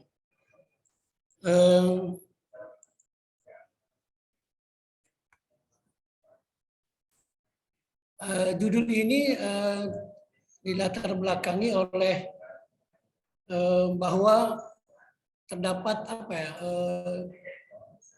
perbedaan di kalangan masyarakat kita terkait dengan boleh tidaknya penerjemahan Al-Quran ke dalam bahasa asing. Tentu bahasa asing adalah bahasa non bahasa Indonesia, misalkan bahasa Palembang, bahasa Jawa dan lain sebagainya. Oleh sebagian masyarakat umat Islam itu menolaknya karena memang Al-Quran itu adalah kalamullah, dia bukanlah teks dan tidak mungkin diterjemahkan dan hanya bisa dipahami sebatas ya terjemahan secara tafsiriyah, tapi tidak boleh secara harfiah. Akan tetapi karena memang penerjemahan merupakan satu keniscayaan dan menjadi kebutuhan dalam setiap proses transformasi ilmu di berbagai peradaban dan budaya. Karena itu penerjemahan adalah proses alih bahasa dari satu bahasa ke bahasa lain, itu menjadi kebutuhan. Apalagi terjemahan Al-Quran berbahasa Palembang ini belum banyak dilakukan atau baru di launching itu di UIN Raden Patah Palembang pada tahun 2019 atas usulan dari Fakultas Usuluddin dan Pemikiran Islam yang kemudian bisa terlaksana bagaimana Al-Quran dan terjemahannya bahasa Palembang. Nah, tentu ada dinamika yang terjadi dalam proses itu ya. Pertama adanya kekhawatiran bahwa menerjemahkan Al-Quran ke dalam bahasa Palembang itu dianggap perbuatan yang tidak baik atau perbuatan dosa gitu. Kemudian yang kedua ada juga bahwa masih minimnya bahasa Palembang yang digunakan dalam percakapan sehari-hari sehingga kesulitan untuk mencari siapa sebenarnya yang bisa menerjemahkan Al-Quran berbahasa Palembang. Nah, yang ketiga ketidakjelasan siapa yang akan membaca naskah terjemahan karena dari sekian tokoh masyarakat khususnya tokoh Sumsel itu yang masih bertanya siapa sebenarnya yang akan membaca naskah terjemahan itu. Kemudian yang terakhir adalah terjemahan Al-Quran berbahasa Palembang dirasakan masih asing di kalangan masyarakat kota Palembang itu sendiri. Karena itu banyak perdebatan dalam proses penerbitan Al-Quran terjemahan berbahasa Palembang. Nah, tetapi program penerjemahan Al-Quran ke bahasa daerah itu adalah menjadi program dari Kementerian Agama Republik Indonesia. Yang pertama adalah untuk membumikan nilai-nilai Al-Quran kepada masyarakat luas, terutama bagi penutur bahasa. Yang kedua adalah mengusung gerakan moderasi beragama, dan yang ketiga ikut berpartisipasi untuk mencegah dan memperlambat kepunahan bahasa daerah di kalangan masyarakat, khususnya masyarakat Palembang. Nah, yang berikutnya tujuan kenapa dilakukan penerjemahan Al-Quran bahasa Palembang adalah untuk menyampaikan pesan yang terkandung di Al-Quran dengan bahasa asli di dalamnya sehingga dapat membimbing manusia ke jalan yang lurus. Dan terjemahan Al-Quran bahasa Palembang dinilai sebagai solusi agar masyarakat Palembang itu mudah memahami dan menggali informasi yang terkandung di dalam Al-Quran dengan bahasa daerah. Nah, ini hasil dari proses penerjemahan Al-Quran bahasa Palembang yang dimulai tahun 2017 kemudian di-launching pada Kamis tanggal 17 Oktober 2019. Nah, itu di depan para sarjana wisudawan ya, di dalam disnatalis itu bisa terlihat oleh Bapak Ibu sekalian. Kemudian yang berikutnya, hasil penelitian yang bisa saya sampaikan pada kesempatan ini bahwa di dalam Kamus Besar Bahasa Indonesia bahwa memang menerjemahkan itu adalah menyalin atau memindahkan dari satu bahasa ke bahasa lain. Ada juga yang memahami bahwa menerjemahkan adalah memindahkan pembicaraan dari satu bahasa ke bahasa lain. Ada juga yang memahami bahwa menerjemahkan adalah saling tukar-menukar informasi atau penemuan baru antara dua atau lebih bangsa yang menggunakan bahasa yang berbeda. Lalu kemudian berbahasa sendiri itu berasal dari kata baso yang berarti berbahasa. Kemudian ada pendapat yang disampaikan oleh alimin bahwa berbahasa berasal dari bahasa Melayu Tuayang, berbaur dengan Jawa dan diucapkan menurut logat atau dialek orang Palembang. Dan berbahasa sendiri diartikan sebagai bahasa yang halus dan sopan, yang semula hanya digunakan di kalangan keraton saja, kemudian sekarang berlaku untuk semua golongan. Nah, Bapak Ibu sekalian, dari hasil temuan yang saya peroleh, yang pertama bahwa di dalam Al-Quran dan terjemahannya bahasa Palembang, saya temukan ada serapan bahasa asing dalam terjemahan Al-Quran berbahasa Palembang. Nah, saya mengambil pada surat Rum, Ar-Rum ayat 11. Allah yabda'ul khalqa summa yu'iduhu summa ilaihi turja'un. Nah, di dalam terjemahan yang diterbitkan oleh Kementerian Agama itu dimaknai dengan Allah menciptakan manusia dari permulaan, kemudian mengembalikan, menghidupkannya untuk kembali, kemudian kepadanya kamu dikembalikan. Nah, kata yang saya maksud adalah bahasa asing adalah kata-kata yang diterjemahkan ke dalam bahasa Palembang, yaitu sampun. Jadi bahasa sampun itu setelah kita lihat bahwa itu adalah bahasa asing, yaitu bahasa Jawa. Jadi ada kesamaan antara terjemahan bahasa Palembang dengan bahasa Jawa. Itu bisa dilihat pada surah Ar-Rum ayat 11. Kemudian yang kedua, pada surat 31 ayat 34, wa ma tadri nafsun bi ayyin ardin tamut innallaha alimun khabir. Nah, kata yang menurut saya bahwa adalah serapan bahasa asing adalah kata-kata wenten. Nah, kata wenten ini kan juga dikenal di masyarakat Jawa ya. Jadi dapat ya, itu ada perbedaan dalam terjemahan keluaran Kementerian Agama dengan berbahasa Palembang. Jadi ada wenten, kemudian ada sampun, itu ada semacam serapan dari bahasa asing dalam terjemahan bahasa Palembang. Nah, yang ketiga yang ingin saya sampaikan bahwa pada surat 43 ayat 34, walibuyutihim abwaban wasururan alaihi yattaqiun. Nah, di dalam terjemahan Al-Quran berbahasa Palembang ada kata-kata lawang. Bahasa lawang ini kan juga dipakai oleh orang Jawa yang maknanya adalah pintu. Nah, jadi ada serapan bahasa asing di dalam terjemahan bahasa Palembang. Nah, kemudian yang keempat ini juga, nah setelah dilakukan pengamatan, observasi kemudian ini, nah ternyata di dalam terjemahan Al-Quran berbahasa Palembang saya temukan ada kata yang sering diungkapkan oleh masyarakat kita, masyarakat Palembang atau bahasa sehari-hari, yaitu kata-kata lanang dan betino. Ini dia pada surat 47 ayat 19. Fa'lam annahu la ilaha illallah wastaghfir lidzambika walil mu'minina walil mu'minat. Nah, di dalam terjemahan Al-Quran berbahasa Palembang, makna mukminin wal mukminat dimaknai dengan mukmin lanang serta mukmin betino. Nah, kata-kata lanang dan betino ini itu kan adalah bahasa yang sering dipakai oleh kita, bahasa sehari-hari yang gitu. Jadi bahasa sehari-hari itu ada juga di dalam dalam terjemahan bahasa Palembang. Nah, kemudian yang kedua yang ingin saya sampaikan dalam kesempatan ini adalah selain ada serapan bahasa asing, ternyata di dalam tafsir di dalam Al-Quran terjemahan bahasa Palembang ada tafsiran terhadap ayat Al-Quran. Nah, ini dapat kita lihat pada Al-Quran surah Al-Maidah ayat 51. Ya ayyuhalladzina amanu la tattakhidul yahuda wan nasara awliya'a ba'duhum awliya'u ba'd. Nah, di dalam terjemahan Al-Quran Kemenak itu dimaknai bahwa kata-kata aulia itu diterjemahkan atau diartikan dengan teman setia. Diartikan dengan teman setia. Tetapi di dalam Al-Quran terjemahan berbahasa Palembang itu dimaknai aulia itu dimaknai dengan pemimpin. Nah, jadi terjadi perbedaan dalam pemaknaan kata aulia di terjemahan Kementerian Agama dengan terjemahan berbahasa Palembang. Nah, ini juga ditemukan dalam surat 42 ayat 6. Ketika di ayat ini dikatakan alladzina takhadhu min duni awliya Allah hafizun alaihim wa ma anta alaihim biwakil. Nah, di dalam terjemahan Kementerian Agama itu dimaknai dengan sebagai pelindung.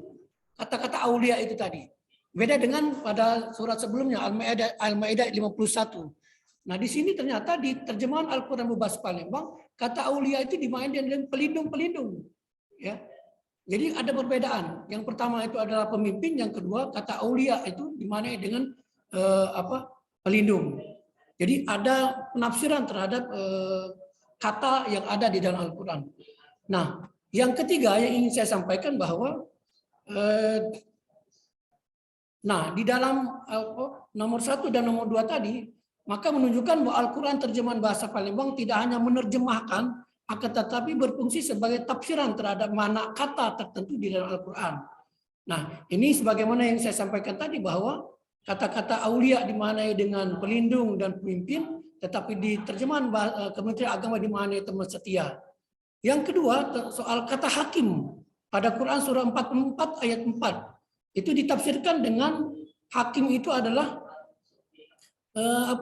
semua yang berkaitan dengan kehidupan makhluk seperti hidup, mati, rezeki, nasib dan lain sebagainya. Tetapi di tafsiran atau di terjemahan Al-Quran bahasa Palembang itu sudah ditafsirkan yang berkaitan dengan urip, mati, rezeki, nasib, sae, nasib buruk dan lain sebagainya. Jadi ada penafsiran di dalam terjemahan Al-Quran berbahasa Palembang.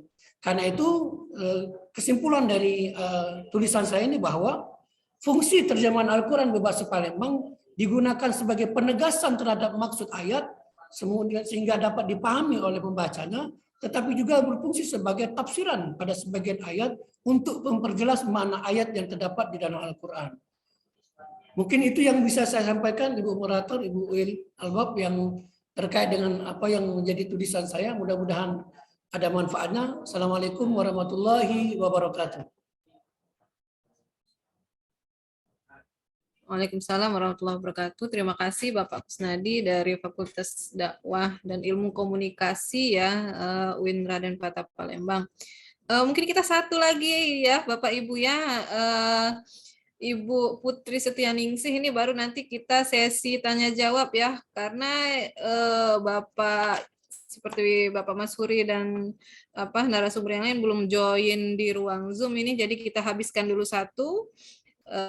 Baru nanti ada sesi question and answer atau sesi tanya jawab. Mbak Putri Setianingsih udah bisa? Halo Mbak Putri.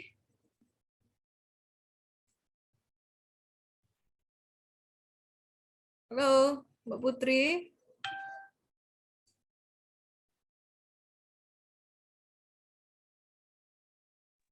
Iya. Ya. Silakan di share PPT-nya 10-15 menit. Disilahkan. Apakah sudah terlihat? Ya, udah Mbak Putri. Ya. Assalamualaikum warahmatullahi wabarakatuh. Selamat pagi. Sebelumnya saya ucapkan terima kasih kepada Ibu Ulil Albab yang sudah memberikan saya kesempatan untuk dapat memberikan hasil dari artikel saya. Kali ini saya akan membahas mengenai sisi sosial sejarah bangsa Melayu. Kenapa ini penting untuk dibahas? Karena untuk mengidentifikasi sejarah sosial bangsa Melayu apa saja yang belum kita ketahui. Untuk itu, perkenalkan nama saya Putri Setianingsih dari Fakultas Adab dan Humaniora UIN Raden Fatah Palembang. Selama 15 menit ke depan kita akan membahas mengenai sisi sosial sejarah bangsa Melayu. Dan sebelumnya, penelitian ini dengan pendekatan kualitatif dengan metode studi kasus, pengumpulan data dilakukan melalui observasi dan analisis dokumen.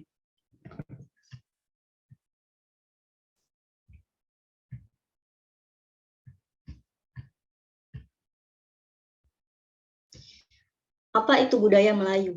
Keragaman genetik, bahasa, budaya, dan sosial yang cukup besar di antara banyak sekelompok Melayu, terutama karena ratusan tahun imigrasi dan asimilasi berbagai etnis dan suku regional di maritim Asia Tenggara. Secara historis, penduduk Melayu sebagian besar berasal dari suku Austronesia dan Austrasiatik yang berbahasa Melayu, sebelumnya yang mendirikan beberapa negara dan kerajaan perdagangan maritim kuno, terutama Brunei, Kedah, Langkasuka, Gangga Negara, Citu, Nakon, Sitamarat, Pahang, Melayu, dan Sriwijaya. Bahasa. Bentuk sastra Melayu yang paling awal adalah sastra lisan, dan subjek utamanya adalah cerita masyarakat tradisional yang berkaitan dengan alam, hewan, dan manusia. Cerita Melayu klasik terdiri dari lagu dan musik tradisional, puisi kepahlawanan, dongeng binatang, cerita hantu, peristiwa masa lalu, pengetahuan simbolik. Setiap cerita memiliki energinya sendiri dalam hal karakter, semangat, latar, dan penceritaan, dan sebagian besar dibuat dengan tujuan kebahagiaan, bimbingan, pendidikan, memori, penjelasan untuk beberapa nama. Kepercayaan. Masyarakat Melayu awalnya sebagian besar menganut animisme. Agama Hindu dan Buddha diperkenalkan oleh para pedagang Asia Selatan Kepulauan Melayu, di mana mereka berkembang hingga abad ke-13, tepat sebelum kedatangan Islam yang dibawa oleh pedagang Muslim Arab, Asia Selatan, dan Cina. Arsitektur. Selama beberapa dekade, arsitektur tradisional Melayu telah dipengaruhi oleh Bugis dan Jawa Barat dari selatan, Siam, Inggris, Arab, dan India dari utara, Portugis, Belanda, Aceh, dan Minangkabau dari barat, dan juga Cina Selatan dari timur. Rumah adat Melayu dibangun dengan struktur serangka kayu sederhana.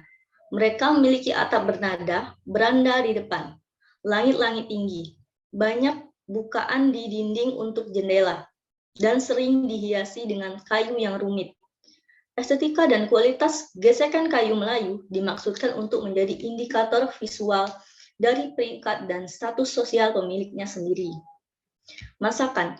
Hampir setiap makanan Melayu disajikan dengan nasi, makanan pokok dalam budaya Asia Timur lainnya. Meskipun ada berbagai jenis hidangan dalam masakan Melayu, semuanya disajikan sekaligus. Karena kebanyakan orang Melayu adalah Muslim, masakan Melayu secara ketat mengikuti hukum makanan halal Islam. Asupan protein sebagian besar berasal dari daging sapi, kerbau, kambing, dan domba, serta unggas dan ikan. Daging babi dan daging non-halal lainnya, jus beralkohol, tidak diperbolehkan atau tidak ada dalam makanan sehari-hari orang Melayu. Sejarah awal bangsa Melayu. Gelombang pertama dikenal sebagai Proto-Melayu yang terjadi sekitar 2.500 tahun sebelum Masehi. Sekitar 1.500 tahun sebelum Masehi ada juga gelombang yang kedua yang dikenal sebagai Deutero-Melayu. Mereka mendiami daerah subur di sepanjang pantai dan lembah Asia Tenggara. Kehadiran mereka menyebabkan Proto-Melayu seperti Jakun, Mahmeri, Jahut, Vinding, Biduanda, dan beberapa kelompok kecil lainnya pindah ke pedalaman. Oleh karena itu, Deutero-Melayu ini adalah masyarakat Melayu yang ada saat ini. Suku Proto-Melayu merupakan nenek moyang bangsa Indonesia, bangsa Austronesia, yang pertama kali datang ke Nusantara pada gelombang pertama 1.500 sebelum Masehi. Orang Proto ataupun orang Melayu masuk ke Nusantara melalui dua jalur, yaitu jalur barat Malaysia Sumatera dan jalur utara atau jalur timur Filipina dan Sulawesi. Jika dibandingkan dengan manusia purbakala, bangsa Melayu kuno dinilai memiliki kebudayaan yang lebih maju. Dilihat dari penemuan bukti Neolitik, hampir semua alat terbuat dari batu pecah. 3. Awal abad bangsa Melayu. Pada awal abad ke-18, produksi kopi mulai berkembang di Priangan, Jawa Barat, dan dengan demikian menghubungkan wilayah ini lebih dekat dengan pasar dunia. Jawa Tengah mengalami sejumlah perang untuk tahta serta sejumlah konflik teritorial dan kekuasaan Indonesia. Banyak daerah lain seperti Johor dan Siak, serta belasan kerajaan kecil Sulawesi dan Bali. Bahkan kerajaan Belambangan di Jawa Timur bergejolak, namun semuanya tetap swasembada. Meskipun pusat-pusat tradisional seperti Ternate, Makassar telah jatuh ke tangan FOC. Bukan berarti Belanda telah menguasai seluruh Sulawesi atau Maluku. Untuk menguasai pelabuhan-pelabuhan di pantai utara Jawa. Company FOC semakin terlibat dalam berbagai gerakan hegemoni di Jawa. Next.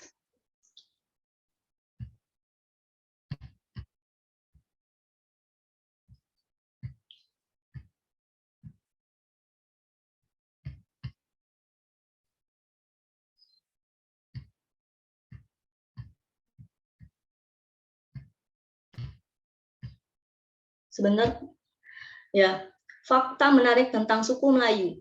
Yang pertama, rumah-rumah tradisional dibangun di atas pilar-pilar yang mengangkatnya 4 hingga 8 kaki dari tanah. Dengan atap runcing, rumah-rumah lebih makmur memiliki lantai papan atau atap genteng. Tanaman pangan utama adalah padi dari sawah, karet, dan kelapa sawit adalah tanaman komersial. Semenanjung Malaya pada akhir tahun 1970-an menghasilkan lebih dari 2/5 pasokan karet alam dunia. Dan pada awal abad ke-21, kawasan itu telah menjadi produsen utama minyak sawit. Yang kedua, anak di bawah 5 tahun, ketika mereka mencapai usia yang ditentukan, mereka harus belajar berjalan. Akan melalui adat pijak, seorang anak dikurung secara ketat di rumahnya dan digendong oleh kerabatnya sebelum menjalani adat ini.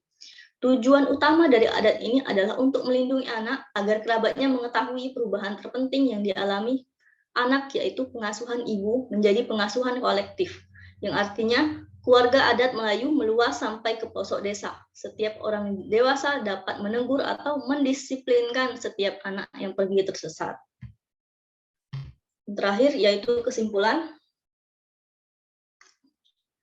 Mengetahui sisi sosial sejarah bangsa Melayu sangat penting karena merupakan basis dari budaya, sejarah, peradaban, dan kepercayaan, serta cara hidup orang Melayu.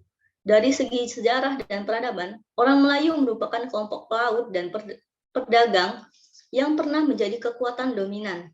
Pada saat itu juga merupakan pusat perdagangan kawasan Asia Tenggara pada awal abad ini. Pada dasarnya, orang Melayu adalah kelompok etnis dan orang Austronesia yang berasal dari Semenanjung Malaya, Sumatera bagian timur, Indonesia, dan pesisir Kalimantan, serta pulau-pulau kecil yang terletak di antara lokasi-lokasi tersebut. Wilayah yang secara kolektif dikenal sebagai dunia Melayu.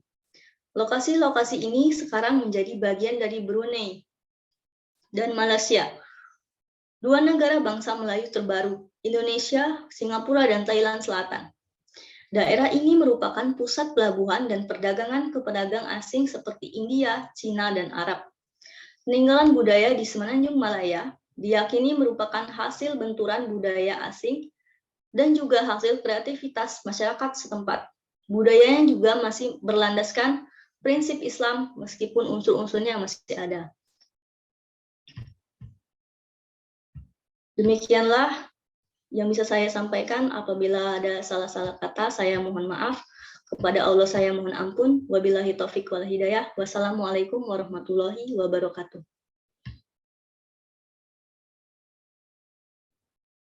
Ya, terima kasih kepada Ibu Putri Setianingsih dari Fakultas Adab dan Humaniora Prodi Ilmu Perpustakaan. Mungkin Bapak Ibu narasumber bisa join kembali di ruang Zoom karena kita akan buka sesi question and answer atau sesi tanya jawab ya kepada Bapak seperti Bapak Eko Zulfikar dan Bapak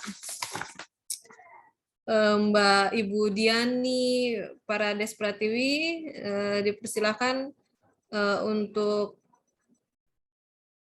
hadir di ruang Zoom karena kita akan membuka sesi tanya jawab ya. Baik, sepertinya udah ada yang mau bertanya ini dari Bapak Zulkarnain Yani. Boleh Bapak? Baik, terima kasih. Ya, Bisa ya, mendengar suara saya? ya. Mungkin perkenalan diri secara singkat dulu Bapak. Dari mana? Instansi mana? Silakan. Terima kasih. Assalamualaikum warahmatullahi wabarakatuh. Saya rekannya Pak Iskandar ini, teman koleganya Pak Iskandar, satu lembaga kita di BRIN, peneliti di BRIN. Oke, saya belum bisa on kamera karena sedang OTW ini posisinya. Jadi begini, saya pertama kepada Bu Putri ya, presentasi yang terakhir ya. Saya mau tanya Bu Putri, halo Bu Putri.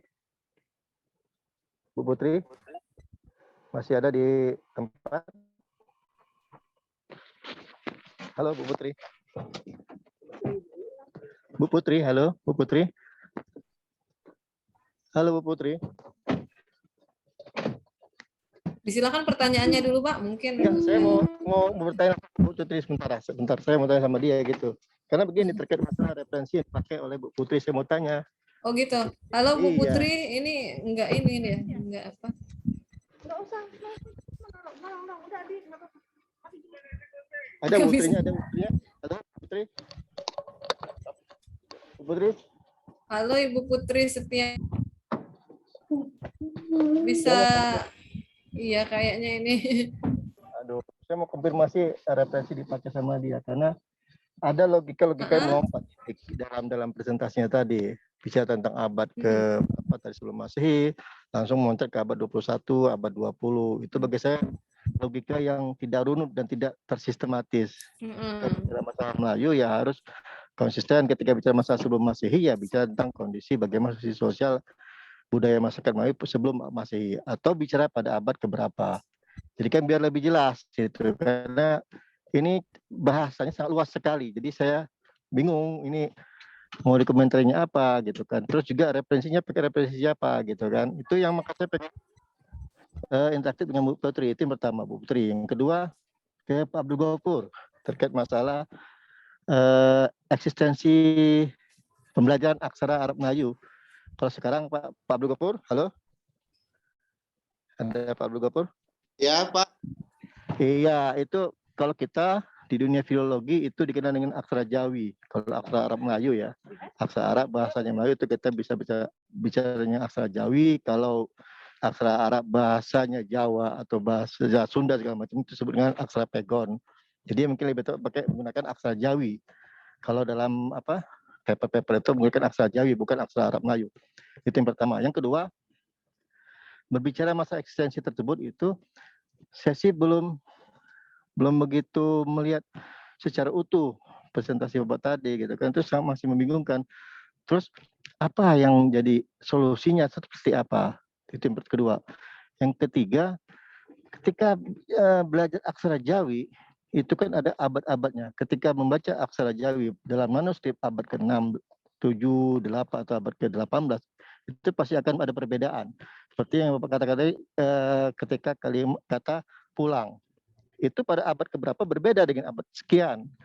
Apalagi ada kata-kata 28. Pada abad 18 terkenal sekali. Tapi ketika abad 19 tidak ada lagi kata istilah 28 tapi 28. Seperti jadi memang ada varian-varian ketika pada masa abad seperti itu. Sehingga ini yang perlu diperhatikan juga. Dan setahu saya di Pesantren Nurul Islam Riban itu ya ada kitab-kitab yang berbahasa yang menggunakan aksara Jawi. Ini itu bagaimana eksistensinya buku tersebut? Apakah kitab tersebut masih dipergunakan oleh para ustadznya, para gurunya di sana atau tidak? Itu yang juga sebenarnya harus dilihat juga. Meskipun dalam perlombaan ya banyak yang juara ya, karena itu dalam level Sumatera Selatan ya, mungkin bisa juara. Tapi kalau dalam level tingkat nasional mungkin bisa dipertandingkan dengan yang lain. Terus yang terakhir untuk Pak Kusnadi, ini kolega saya juga nih, Pak Kusnadi, apa kabar? Pak Kusnadi. Siap. Halo Pak Kusnadi. Baik, alhamdulillah. Sehat. Ya, ini bagi saya ini suatu kritikan ketika Quran berbahasa daerah itu pertama kali itu kan dirancang untuk pemertahanan bahasa asli, bahasa ibu. Jadi pertama kali ide penerjemahan Quran berbahasa daerah itu untuk pemertahanan bahasa asli ibu. Jadi jangan sampai bahasa asli ibu itu hilang. Karena banyak sekali bahasa asli ibu itu hilang. Itu yang digerus oleh perkembangan zaman segala macam, sehingga banyak orang-orang sekarang, anak muda sekarang itu tidak mengerti bahasa asli ibunya seperti apa. Makanya Kementerian Agama melakukan penerjemahan Quran berbahasa daerah, itu salah satu tujuan maksud Quran tersebut. Dan sekiranya memang ada kesalahan, nah ini kan perlu mungkin perlu juga sampaikan kepada, di sana kan ada tim ahlinya, ada Profesor Dr. Aflatun Mukhtar, ada Profesor Pak Jazuli ya, itu kan banyak itu mungkin perlu dibicarakan kembali terkait kesalahan arti dari penerjemahannya. Memang benar seperti kata Pak Dr. Kusnadi tadi, itu bukan penafsiran, sebenarnya harusnya hanya menerjemahkan saja, gitu, menerjemahkan kata per kata dalam Quran. Jadi bukan penafsiran. Mungkin ya ini mungkin perlu diberikan kritikan kepada timnya Bu apa? Siapa tuh? Bu Zudia itu. Jadi itu sebenarnya penerjemahan kata, sebenarnya bukan penafsiran. Kalau tafsir kan berbeda tentunya kan. Tapi kalau penerjemahan kata berarti kata per kata seperti itu. Maka saya sepakat dengan apa yang Pak Kusnadi tadi. Itu memang agak menyimpang lah dari semangat menerjemahkan menjadi menafsirkan. Menafsirkan kata yang harusnya ini menjadi kata yang lain. Ini yang mungkin perlu diberikan feedback kepada tim penerima. Mungkin bisa lakukan semacam penerbitan editing kembali, kemudian diterbitkan kembali dan dibagikan kepada masyarakat. Memang ketika menggunakan bahasa halus itu sebenarnya bahasa itu bahasa kalau kan mengingat lah kalau di Palembang itu ya, Palembang lama itu memang bahasa halus yang memang hanya segelintir orang sekarang yang bisa. Sebenarnya bagusnya sih itu menggunakan bahasa Palembang sehari-hari sebenarnya. Ya itu jadi anak muda itu banyak sekali bisa itu bukan biso tapi paca. Kalau bahasa Palembang asli kan bukan biso, paca. Nah itu kan banyak orang menggunakan kata biso padahal benar aslinya ada paca. Nah itu yang sekarang kata-kata yang generasi muda sekarang itu sudah tidak mengetahui. Mungkin bisa itu tadi untuk disampaikan kepada timnya itu Bu Zudia untuk melakukan revisi lah, paling nggak mungkin melalui Pak Adil gitu kan di rektorat. Mungkin bisa dikatas. Itu saja dari saya. Terima kasih. Assalamualaikum warahmatullahi wabarakatuh. Yo, sama-sama. Ya, terima kasih Bapak Zulkarnain. Ini kayaknya menyabet semua narasumber untuk bertanya. Nah, mungkin Bapak Kusnadi ada tanggapan terkait kritikan dari Bapak Zulkarnain. Dipersilakan Bapak. Iya, terima kasih atas masukannya itu. Di cek kita ini orang Palembang, cuma juga di Kementerian Agama ini Pak Zul ini sering melakukan penelitian terkait dengan local wisdom ya, kearifan lokal tentang budaya dan sebagainya. Ya, saya terima kasih atas masukannya bahwa memang saya mengkaji beberapa kata, kemudian saya bandingkan dengan apa yang ditulis oleh terjemahan yang diterbitkan juga oleh Kementerian Agama. Itu kan ada perbedaan. Tentu kalau misalnya tadi awalnya dimaknai dengan makna tertentu berbeda, kan berarti ada sesuatu yang menurut saya ada makna lain atau boleh jadi satu kata itu memiliki dua makna dan lain sebagainya. Nah, persoalan apakah nanti ada hal-hal yang perlu direvisi itu selaku mungkin karena di PAHUM ini ada terjemahan kan tentang mata kuliah tentang terjemahan, mungkin perlu dilibatkan juga PAHUM ini dalam penerjemahan bahasa Palembang, kemudian juga PUSPI sebagai fakultas yang pertama kali mengusul ide ini, kemudian bisa di launching, dan sekarang kita bisa juga mensosialisasikan tentang Al-Quran berbahasa Palembang. Dan saya setuju dengan Pak Zul tadi, kalau memang ada hal-hal yang mungkin keliru atau perlu kita diskusikan dengan tokoh-tokoh Sumsel dan lain sebagainya untuk memperbaiki hal-hal yang mungkin kurang pas seperti itu. Ya saya setuju Bu moderator apa yang disampaikan oleh Pak Zul tadi. Terima kasih. Ya, tentunya kritik saran ini masih terus diharapkan ya guna untuk merevisi, menyempurnakan kembali terjemahan Quran berbahasa Palembang ini ya Bapak ya. Selain Pak Abdul Ghafur udah standby Pak, udah bisa menanggapi pertanyaan dari Bapak Zulkarnain tadi. Halo Pak Abdul Ghafur. Ya, makasih moderator. Ya, dipersilakan Bapak. Terima kasih Pak Zulkarnain, cukup membangun sekali usul, saran, kritikannya. Memang singkat saja berbicara tentang kata, kalimat dulu ya, aksara Arab Melayu, tapi ada juga aksara Jawi atau Pigion dan sebagainya. Bukan maksud Bapak, bukan saya memilih, tapi ini berkaitan kata memang ada menggunakan aksara Jawi, tapi kalaupun di kami itu aksara Arab Melayu juga dipakai seperti itu, ataupun tepalan juga di Jawa tuh ada juga pigian seperti itu. Nah, pada prinsipnya penggunaan aksara Arab Melayu atau kalau saya singkat AAMI ini itu penulisan teknik penulisannya kadang-kadang dari awalnya dahulu, mungkin kalau kita lihat kitab-kitab terdahulu itu sangat susah untuk membacanya. Karena apa? Memang dikatakan Bapak tadi, secara penulisannya agak sudah berubah sesuai dengan masa dan waktunya. Nah, begitu pun pada masa sekarang ini. Pada masa sekarang ini, apalagi yang terjadi di lembaga pendidikan sendiri, yang tadi ditanyakan Bapak menggunakan bahasa Arab Melayu, yang bahasa Indonesia masih tapi Arab ya, itu masih dipakai dalam pembelajaran yang ada di pondok pesantren tersebut. Tapi ini memang kitab-kitab yang masih tipis seperti itu, kecil. Misalnya tadi sebutkan mafhum sorob, dia bentuknya tanya jawab. Mafhum jurmiyah, tanya jawab. I'rabul kalimat juga seperti itu. Itu masih banyak dipakai, masih banyak digunakan. Tapi memang untuk kalangan-kalangan yang tingkat bawah mas seperti itu, tahdiriyah atau ibtidaiyah seperti itu. Nah, kemudian memang perubahan pada yang tadi ya, kalau dari zaman ke zaman memang berubah seperti itu Pak, saya tidak bisa menafikan seperti itu, apalagi kalaupun kita pelajari pada masa sekarang. Sekarang pun sebagaimana yang terjadi di lembaga itu sendiri, itu terkadang mohon maaf, kadang-kadang santri tersebut antara satu dengan yang itu memang masih kemampuannya berbeda-beda, belum ada kesamaan.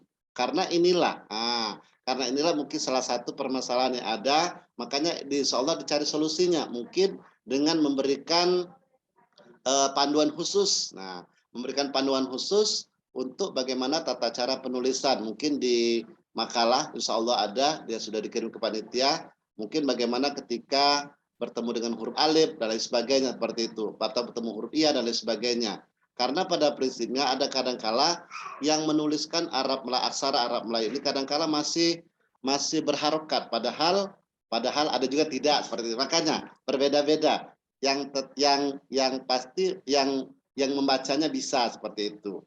Nah, kemudian ya alhamdulillah eksistensinya kitab-kitab yang tadi berbahasa Arab Melayu masih alhamdulillah pada saat ini masih dipergunakan sebagaimana saya sampaikan. Nah, inilah mungkin salah satu hasanah yang ada di pondok pesantren tersebut, karang-karang intelektual pendiri pondok pesantren tersebut yang pada masa saat ini dipelajari, dan alhamdulillah alumni yang dari pondok tersebut mereka banyak mendirikan pondok pesantren, dan itu yang mereka pakai. Nah, dan itu yang mereka pakai kitab-kitab yang tadi yang saya sebutkan tadi, yang masih tipis-tipis dan lain sebagainya. Oke, betul itu Pak Zulkarnain, terima kasih masukan dan sarannya. Insyaallah mudah-mudahan untuk membangun kita semua. Terima kasih, kembali ke moderator. Ya, terima kasih. Mungkin ditunggu penelitian selanjutnya ya Pak Abdul Ghafur ya, jilid 2 kali ya, untuk penelitian aksara Melayu ini. Ya. Kemudian Ibu Putri Setianingsih udah join belum? Ya, sepertinya memang Ibu Putri ini udah konfirmasi ke panitia bahwa dia ini seharusnya offline karena tidak enak badan, jadi mungkin belum bisa menanggapi dari pertanyaan Pak Zulkarnain. Ya, kami buka sesi tanya jawab selanjutnya untuk peserta yang hadir di ruang Zoom, dipersilahkan untuk bertanya kembali. Atau ada narasumber yang belum presentasi ini seperti Ibu Susi Herti Afriani dari UIN Raden Fata, kemudian Pak Mas Huri dari Badan Riset dan Inovasi Nasional, kemudian Bapak Nur Lutfi Faiz beserta rekan Pak Ahmad Murtaza MZ. Mungkin belum apakah udah masuk ya? Belum ya? Di ruang Zoom ya? Ya, kalau memang belum ada dari mahasiswa-mahasiswi Fakultas Adab ada yang ingin bertanya? Dipersilahkan sebelum kita live room dari sini. Silakan.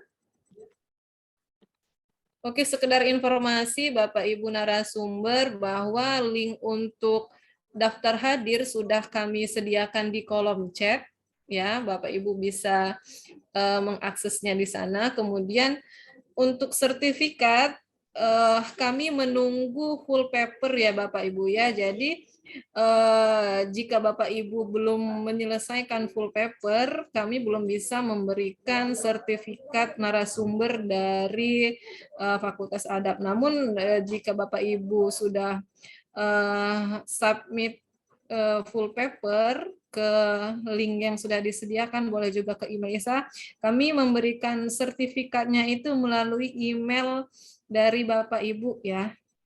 Ya, jadi link untuk daftar hadir yang di kolom chat itu bukan link untuk menerima sertifikat. Akan tetapi kami menunggu full paper dari Bapak Ibu untuk disetorkan kepada kami melalui email ISA. Oke, mungkin narasumber yang lain mau bertanya dengan narasumber rekannya, boleh disilahkan.